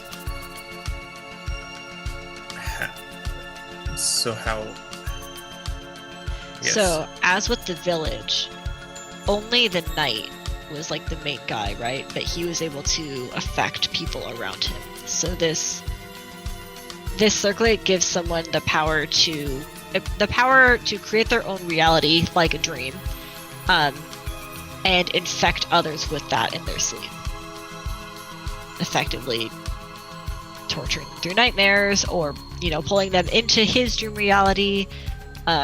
It's kind of like this whole idea of a subconscious dream world that he has domain over. So, like with your father, it could have been just a possessed person near him. They could have placed the circlet on him while he was sleeping. There's a lot of different ways he could have been affected. Okay, but death was actually attributed to something within that subconscious dream world, not the physical. There wasn't an actual physical cause of it. Yeah, the authorities didn't find any specific cause of death. It was just deemed like an anomaly, and that's very much what you found in Fairview Village. No one there had signs of struggle or signs of any physical harm. They just died in their sleep. Which, for us, means that this is incredibly dangerous, because if that circlet gets anywhere near us, if I'm understanding correctly, we may be in a whole heap of trouble. Well, specifically if you're sleeping, and that's why going to Dis, where there's such a large population and they all go to sleep at night, he now has access to a lot of people. That's bad. So stop him before Dis. And possibly some of the wardens, including Dr. Tarladell. So, like, the best way to think of it is, like, his dream that he creates with the circlet is another world, and he replaces people's dreams with that and pulls them in, essentially.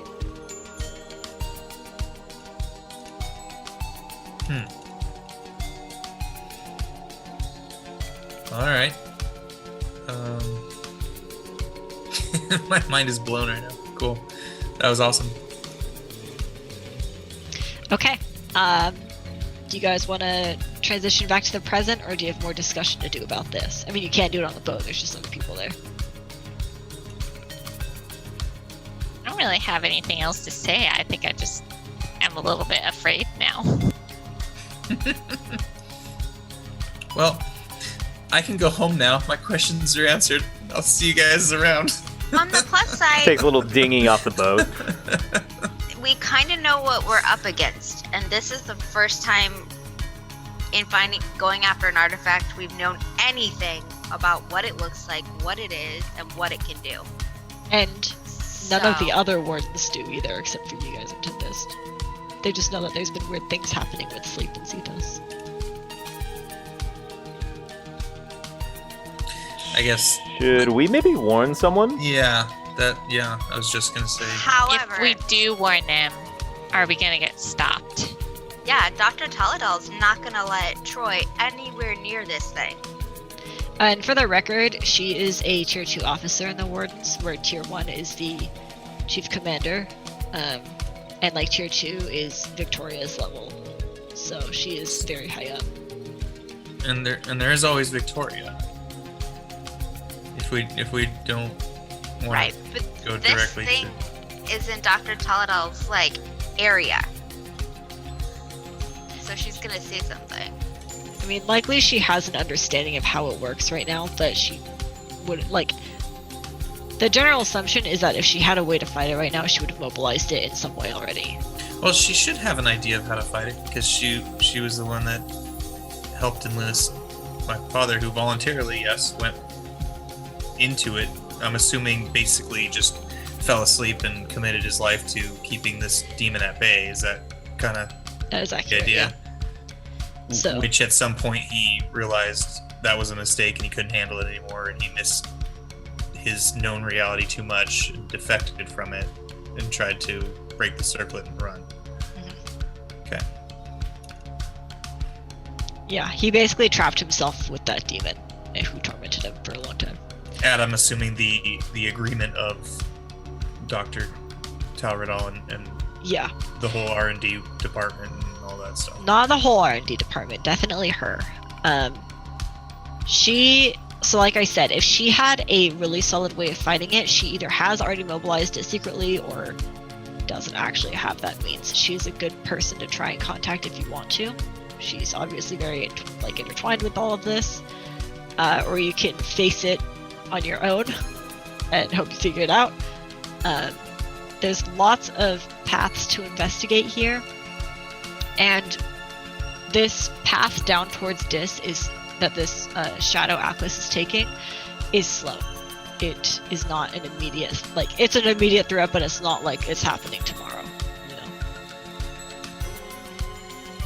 In other words... Yes, but if he makes it to Dis, that could mean a lot of bad for a lot of people. Yes, if he arrives at Dis, that city is lost. Which happens to also contain the Warden's magic R&D department. Yes. Okay. just so we're clear on that. That's where all the artifacts are being stored. Oh god. Perfect. What do we think, guys, about Dr. Tauerdal? I mean, this is a you question. It sounds like she's probably somebody that we can trust, from my opinion, but you should be the one to decide that. So I'm trying to grapple with, is she keeping this secret to protect others or to protect herself?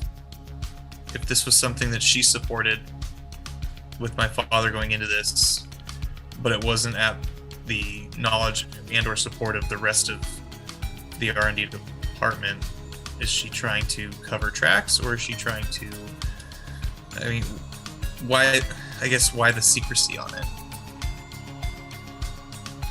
Especially with... It could just be because it's dangerous. To be fair, Wardens didn't spread the news of the ruin or artifacts to the general population either.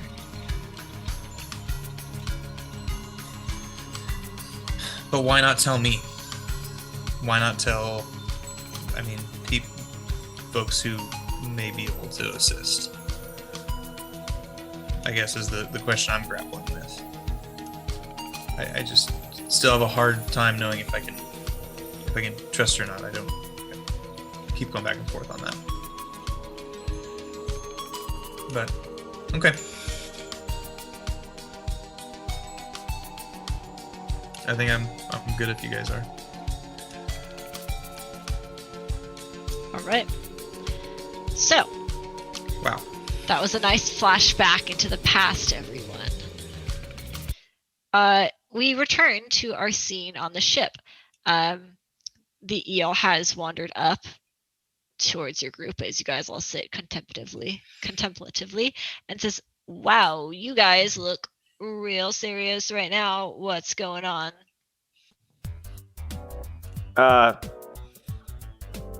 Nothing. How's it going, my slippery friend? Oh, you flatter me. No, we're set on course. Everything is on time for now. You've already made your payment. I just wanted to make sure that you guys really fully understood. We're gonna make one more stop at a port for supplies before we cross the border, and after that, there's no going back. And like I said, once we land, I'm leaving in 3 days with or without you. Just want to make sure you understand that, since that port's kind of like the last opportunity to jump ship. I would like to take this time to give the eel my letter. Is it sealed? Yes. Okay.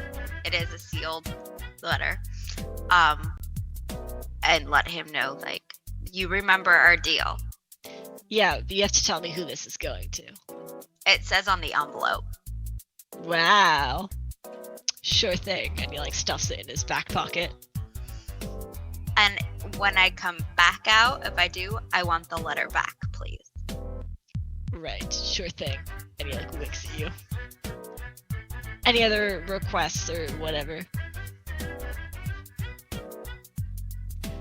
Right, well, have fun, enjoy the ride. Feel free to mingle with the others at your own risk. Most of them hate people.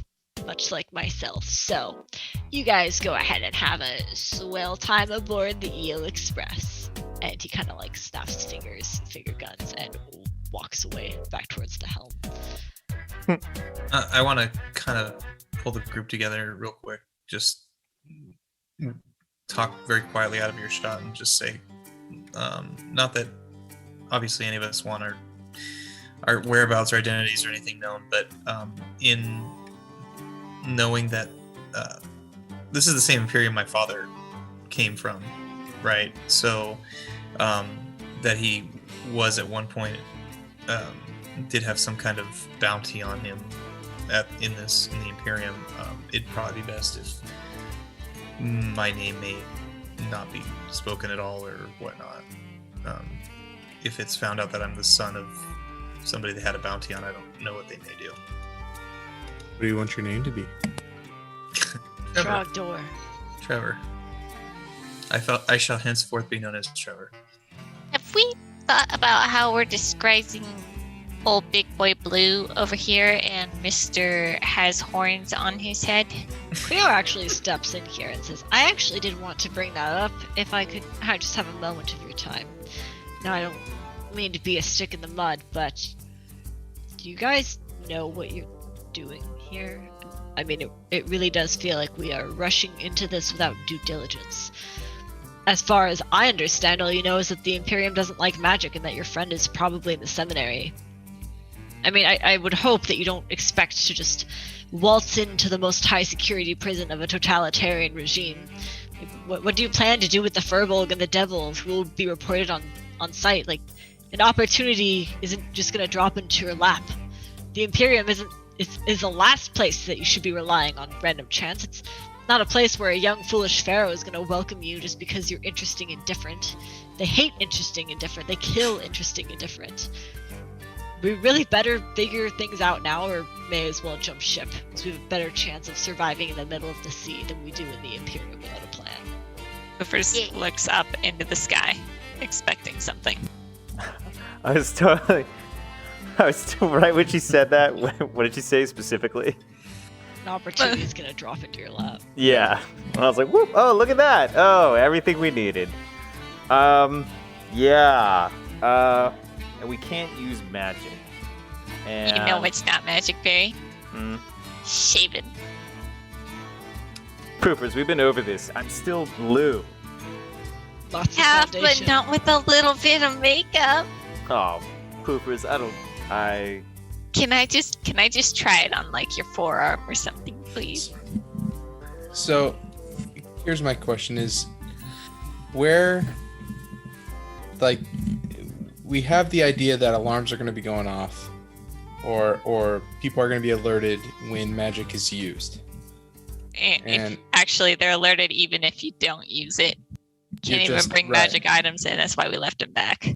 Is there, as far as you're aware, is there a like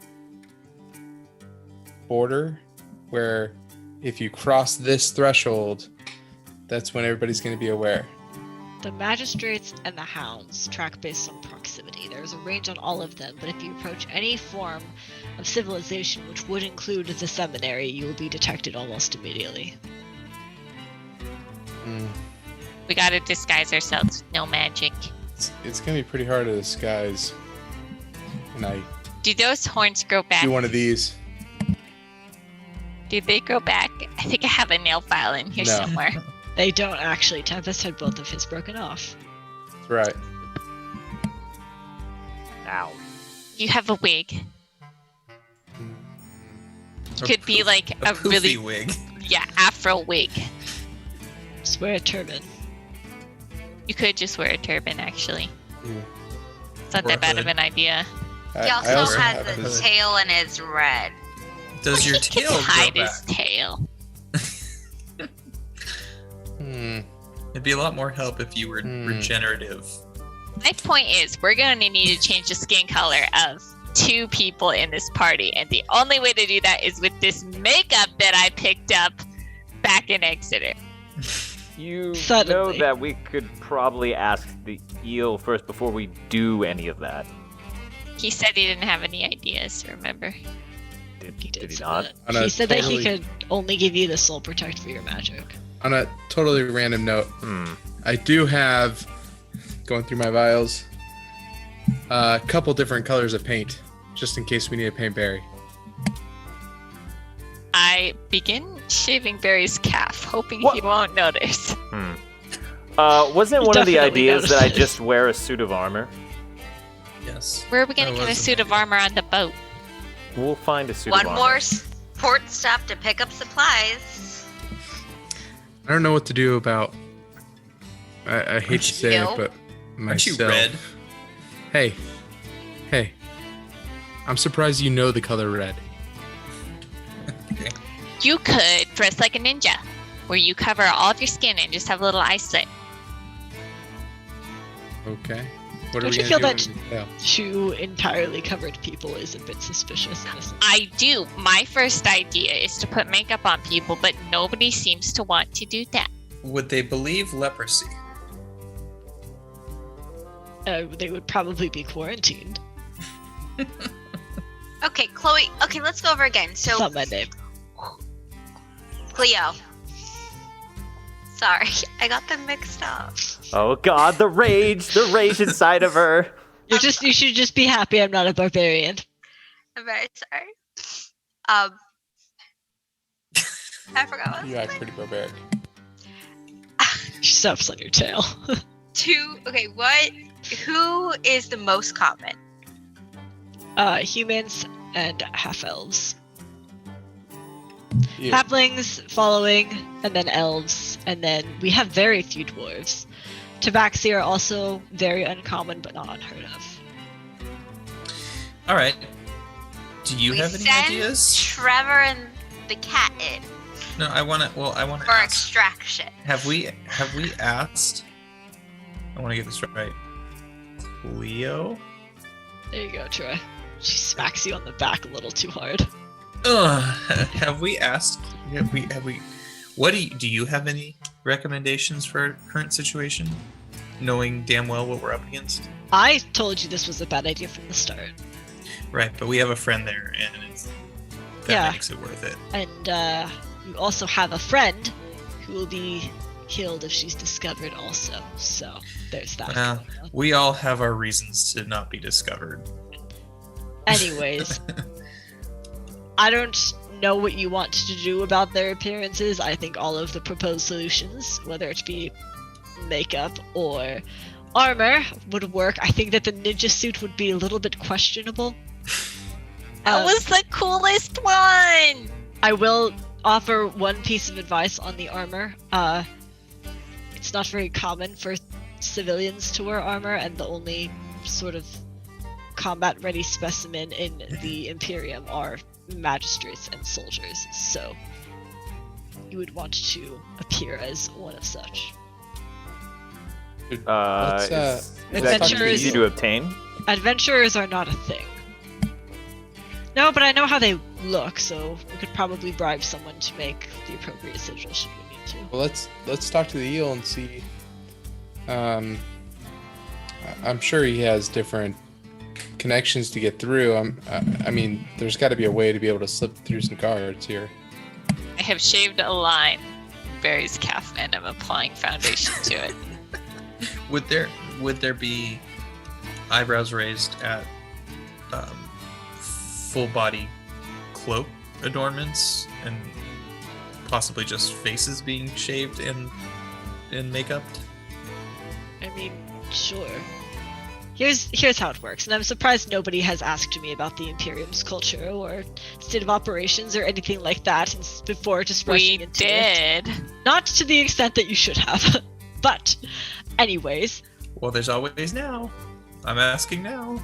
the Imperium is totalitarian. The only sorts of authority are the government and the Chandrian, I think I named it, which are, the political and religious authorities. There are no adventurers. People stay in their villages or towns and stick to a trade. Seeing travelers is very uncommon unless they are, traders or something like that, moving from city to city. That said, being fully covered, considering it is a cold season, would not be beyond question so long as it is modestly so, something a civilian would wear. Wearing a suit of armor, I think, would be more dangerous, only because its use cases are so rare, but it would still work if you executed it properly and hope that no one looked too closely into your status as a soldier or magistrate. What would maybe be a good cover story for needing to go to this, forget the name of it, the building where our friend would be housed? Obviously we're going to need a cover story, so what would be a common reason that we may need to go there if asked? Alright, well, this is a complicated question. The seminary is, as it's best described, a rehabilitation, or not best described, as it is described by the regime, it is a rehabilitation center for magic users. In reality, it is a prison. And let's just say that good things don't go on there, though the exact details of what those things are, I'm not entirely certain. I am confident it is probably a fate worse than death. I, as an ex-magistrate, never went directly to the seminary, but I did send people there. Civilians have really no reason to go. Now, hold off, there's a bright side to this, but civilians hate magic as much as the Imperium's authorities does. They are raised to hate it. Everyone here will believe magic is evil, outsiders are evil, all of that. That said, sometimes people are arrested upon accusation, and their first trial at the local jail goes unfavorably, and they are transferred to the seminary, and some people who are related to those unfortunate souls want to protest that. In that case, you might see a civilian sort of approach the seminary's administrative offices and try to inquire about the status of their loved one or see if something can be done about it. That is the only time I've ever seen a civilian approach it. So maybe we create a cover story in that sense, that's the reason we're going there. Or you just have the Furbolg and the Devil arrested and follow them after that. Maybe I should talk to. I could talk to Kai, see if he knows somebody that knows somebody over in the. Where's Kai again? I forget where he went. Town. He's back home. He's back home dealing with some more different problems that we got to deal with. Right. But, he might have a buddy or a friend, a pal. Are you speaking of the crows? Yeah. I can't be certain, but I doubt that they have any sort of foothold here. That said, this individual that you've aligned us with does seem to have a way in and out, so it is possible. But they won't have a strong foothold as they do in other cities that aren't under the regime. Height is security. Is this something that we might be able to sneak past if we were extremely sneaky and just go completely unnoticed as long as we don't use magic? There's the issue of hiding your physical beings from a high number of guards, but I would doubt the success of a jailbreak. I can't say it's impossible. Yeah, well, we're pretty good at doing very low chance of success somehow. Hopefully that streak continues. Alright, and you're sure your friend is imprisoned here? Nope. No, but we do know she's in trouble. Right. That is true. She might not even be imprisoned. Well, what was so we're gonna get Barry and Magnus in prison for no reason. What is the story about? She's like, her? hi guys. Standard. As far as I remember from like a month ago, she was given a way to send a distress call to me if something went wrong in the Imperium, and I have received that distress call. Why is she in the Imperium in the first place?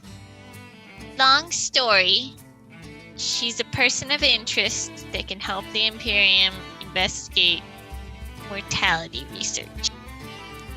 And now something bad has happened, which we don't know. If she was a valuable asset to them and continued to be that, and outsourcing research is not a common thing for them to do, so I don't doubt she was valuable.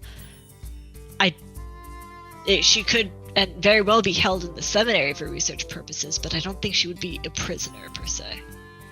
By the way, did anybody ever think this was a trap? It would be... Yes, people did. Yeah. And we were just like, it's totally fine?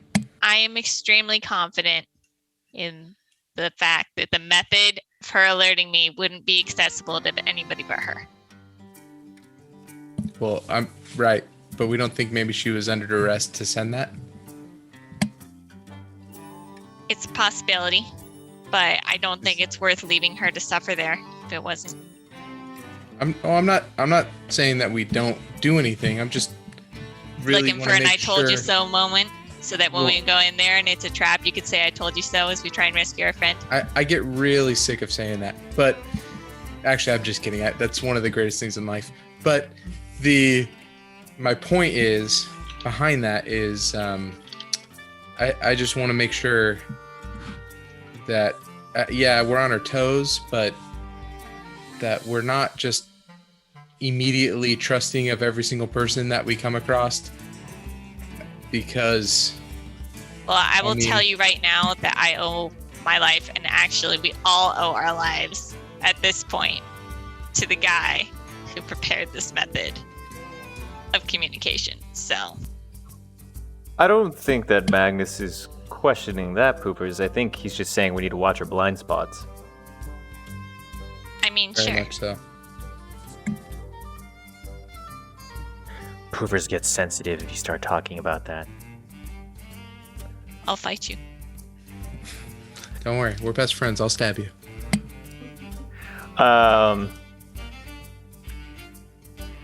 So we need to figure out sans makeup, what we're going to do. Why don't you want to wear makeup, Bjorn? I don't want to be Baron, naked. look at your calf. Look at how beautiful it looks. What did you do to my... okay, it doesn't look too bad. Yeah, it's definitely your shade. I've even drawn on little fake freckles. Huh. I mean, we could, in a sense, do this where we decide that we're turning Barry in, and Poofers, Trevor, and I are a family. Interesting family. Wait a second. There. I'm sorry? Where does it leave me? Interesting family you've got there. Well, you know, We range an elf very and a much half in our elf height. and a adopted daughter. Right. One more thing that I just have to throw in there. If you act like you're from out of town, people will be suspicious. Just FYI. How do we act like we're from in of town? Cool customer. The author is great. Don't do anything weird or quirky. Just be normal like you would expect a civilian or a villager or commoner. Well, we're done. And literally just don't do anything you normally do. No, Just don't be no yourselves. annoying noises. Clear your mind of everything Sounds- except walking and breathing. Is there any way that we could get information on recently imprisoned people so that we could say, oh yeah, we know John Doe over there. We want to come. You know, he's our town blacksmith and we like him and we don't think that he's bad. What if we follow Cleo's lead? Whoa. Well, Cleo I'm can't be supposed to seen. be a background character. Also, if she gets picked up, she's gonna be murdered. We For the all are. reminder, Mac. Yeah, So, we. You're all, welcome. You're we welcome. all will be.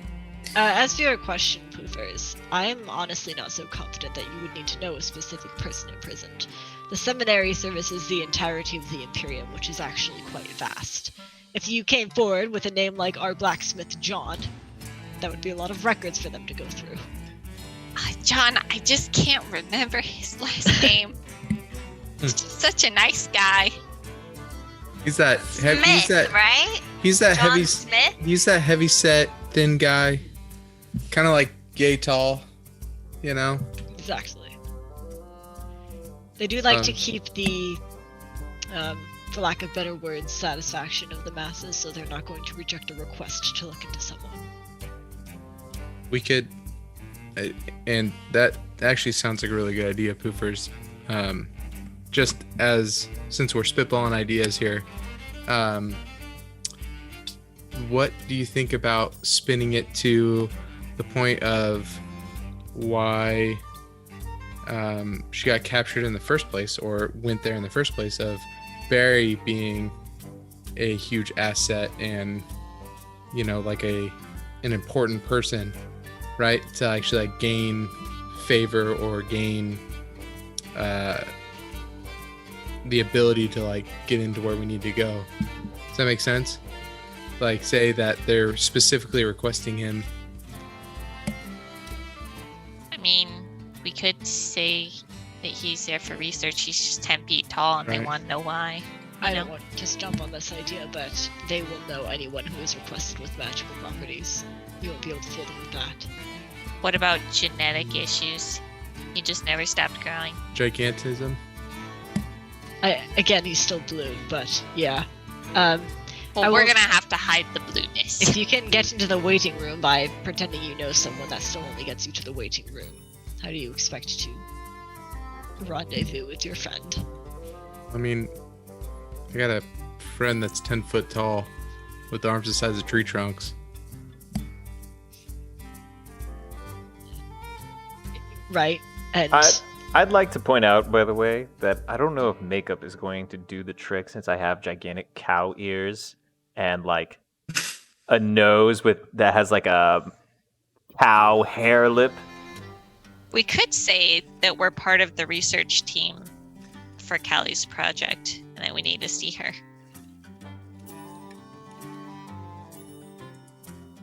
Could act like we're somebody important to get in and see her and then bust her out. Do you have if the any eel could way of maybe getting- make credentials or something? do you have any way of getting a message to her? They would definitely ask her to verify that. To ask her to verify it, if they told her that a 3 foot tall and a 10 foot tall person were here to see her, she'd probably say yes. Right. And I think that, yes, she probably would recognize you, but if you just show up unannounced without her having specifically put in a request for your presence, I'm gonna have to write a letter to my friend to see if I can contact her in reverse, but it didn't seem like it. But I can try and ask.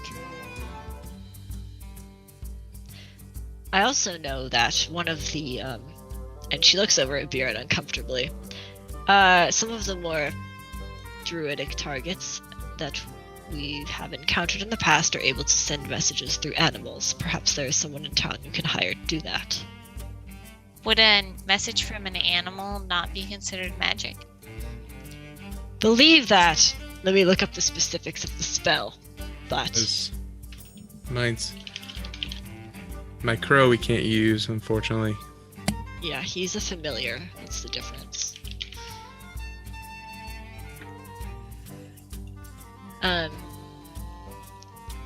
The spell uses an existing animal. And is enchanted to transport a message of up to 25 words. That said, it is a bird, or whatever. It's flying high above the ground. It's not like anyone would have access to it. Okay. Or you could so- find someone who has a trained pigeon, perhaps. I mean, You not could be the a worst trained idea. cat. we can check in town to see if there's anybody who can A, perform the spell, or B, has carrier pigeons. Do we know what the spell is? No one has an official education in magic, but Cleo knows it is called Animal Messenger. Let's see if I... Did we confirm about healing pots? It's Be not a magical? cleric spell, by the way. No potions. Potions are not allowed.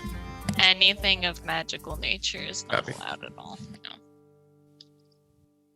But I think that if you are able to put her request in and then actually get there without being arrested, that might work. But she does have to put it in before you arrive.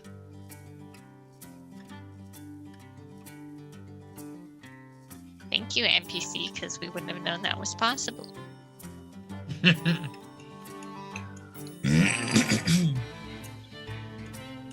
I guess we should check in town when the ship lands. Does just a question? I don't think he's with us. But does Tempest have the ability to telepathically communicate with somebody who's not in his presence? It was just 10-foot range. Yeah. No. Okay. We can always, just a thought too, before we inhibit ourselves, we can always cause a distraction with magic in a certain location too. I think that might be bad because then not only do we have to rescue Callie, but then we have to rescue whoever's causing the magic, and they might just get executed real fast. Right. My idea being Russell here flying wherever he wants to be, or wherever we put him. And then you can just, can't you And turn then, off a familiar basically? and then I can snap and turn him off. Does that sound crazy? Just a thought. Very helpful NPC. All right. This is a complicated question, and I want to make sure I answer it as truthfully as possible. It depends on where you are. If you are near the seminary and there is an indication of uncontrolled magic, as in magic that they are not actively suppressing, there will be tens, if not up to 100 guards on the spot within minutes. It is, that could be a sign that there is a lapse in security or something is breaking within the seminary. That would be terrible. If you are in a village and you momentarily put on a display of magic, then that would probably result in a few guards. However, if you're taking Soul Protect, which you should, you're not able to cast any magic, including summoning or spelling as familiar. However, I will say that I myself am not under that. I don't have to take Soul Protect because my magic comes directly from our god, which is not actively hunted. So I think more so my point being, if Russell hangs out with us and sits on your shoulder, would there be a way to tell that it is a familiar if he's on your shoulder, which you're not getting suppressed anyway? Because it's not it's not something I have to channel and active. It can just be there. And he hangs out with you, that's not going to be something that we're going to have to worry about. Familiar is a magical entity, which we paladins are not only incapable of casting, but would be forbidden to anyways. As it is the creation of life, which is a insult to the authority and absolute power of our liege, the author. Should there be a familiar present, then no, that would be a terrible sign. Right, but and you're totally right. I was just wondering, would you be able to tell it's a familiar versus a regular crow? And yes, you're a giving off familiar is a spirit. So you'd be able to physically, if you're looking at it, tell. No, but someone who is trained to specifically sniff out magic would be able to tell. Any guards could tell. Okay. So carrier pigeon. Sounds like we just. How about need them to carrier pigeons? We just need to Wish we had get a the message. bear. We get. Yeah, I always wish we had a bear. Sounds like we just need to get a message to Callie to put in a notification that she has requested our presence for her research, And then we get the green light. how you got notified, Poofers? Can you respond? Don't think so. I'll write a message to double check, but I am 99% sure it's a one-way "please help" signal. Okay. Two more You things. can't do acknowledgement though. No. All right, actually, one more thing that I want to reiterate. Cleo does keep her magic, and she can switch. I think she can switch out her spells on a long rest or something. I have to double check. But if there's a spell you want her to take, she can't take it. She just can't cast it on you guys. She can cast it on herself and other magistrates.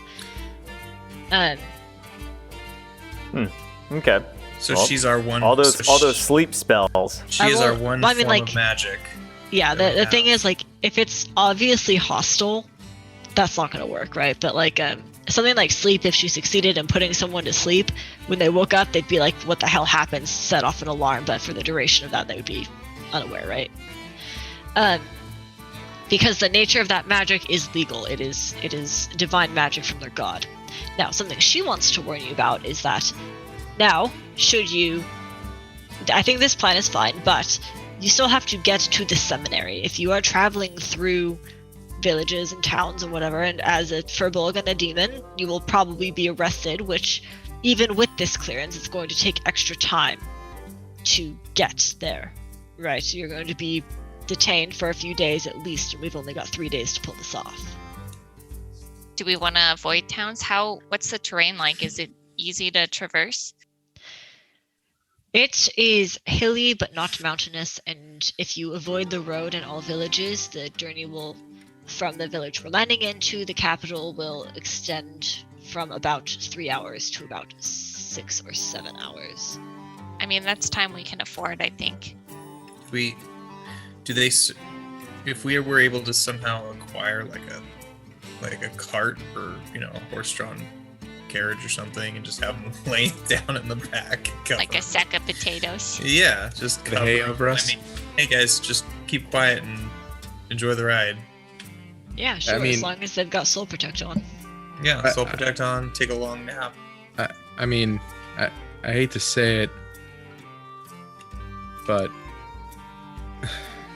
I mean, maybe I can't go on this one.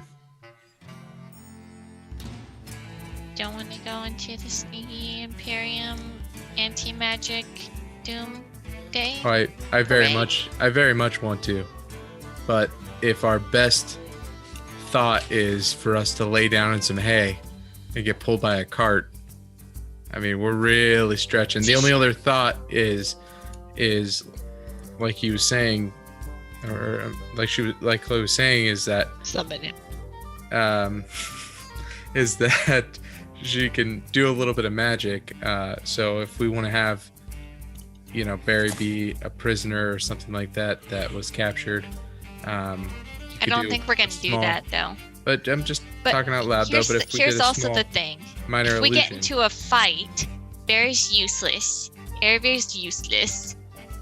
I need a sword of some kind. Troy's fine. He's the only one that's fine. Well, it doesn't. And you're one of our. Well, yeah, One of our. Yeah, we don't have weapons. We need weapons, but We have daggers. you're capable of doing physical damage, and losing one of 3 people that's okay with physical damage is going to be rough if we get into a fight. right? And I mean, I do carry the team, but the concern is, I mean, whatever armor we're gonna find, or robes, or what have you, unless we go kind of to the point of just being unseen, of Troy's idea. I mean, Barry and I are kind of SOL. Oh, well, that's just to Walking get around. there, though. That's just Right. literally just to get there. But I mean, once we're there, we can't just go cruising around. Well, but once we're there, if we can get the message to, if we get the, sorry, Callie. Callie, and she can say that we were requested. Once we're there, you don't have to hide because we've been requested, and Right. that should give us clearance. Uh, It's just yeah, the getting there. It's and correct me if I'm wrong here, Chloe, but the chance of us getting clearance for a really good looking Furbolg and an incredibly attractive demon is probably slim to none, right?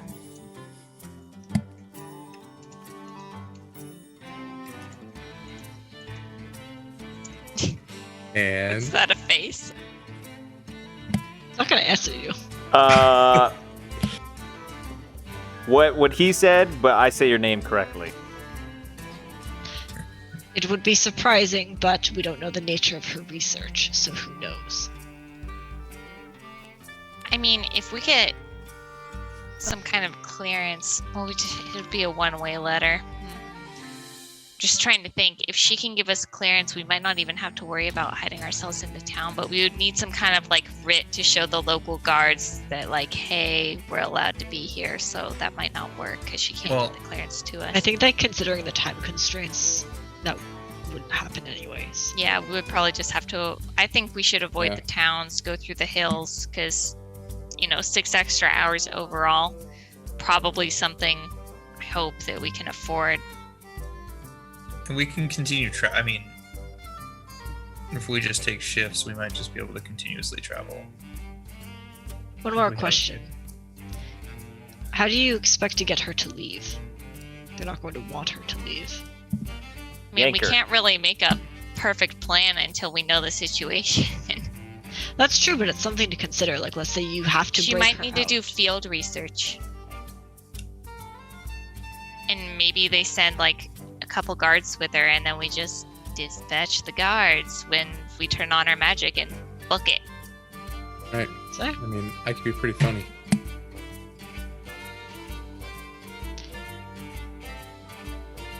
all right. Well, okay. So you guys seem pretty satisfied with the plan. I'm not certain if Magnus has decided to go or not. I mean, I'm in if I just, As long as he doesn't have to ride in hay. Well, it sounds like the plan is to essentially send a message to Callie, have her put in a request for your presence, hide on your way to the seminary, and then present yourselves there as Callie's companions. And that's about as far as we can. I think that's a very fair plan. Which is a lot more than we had before, which was nothing. Yes. So just a reminder that your message can contain 25 words, so it might be good to try and fit in a reason so your stories can corroborate. Like if they say, why do you need these people? And she says, for X reason, and then you show up and they say, why are you here? And you say, to help Callie with Y. They're going to say, what? So that is something to consider. Other than that, I don't really want to throw you guys into the Imperium at the end of a session. So we have 20 minutes if you guys need to wrap things up or pick things up from this port city or anything like that. Otherwise, we're going to start next session going into the Imperium. sounds good. Okay. Good. Well, I guess I'll either be come next stream. I'll either be naked or wearing armor. So we'll find out. Soon Or enough. lying down in hay. Or painted some different color. Damn it. All right. That's it. Sounds good. We'll be back next Sunday, 7 o'clock. Thanks for everyone for watching, and we'll see you then. Bye, guys. Wait.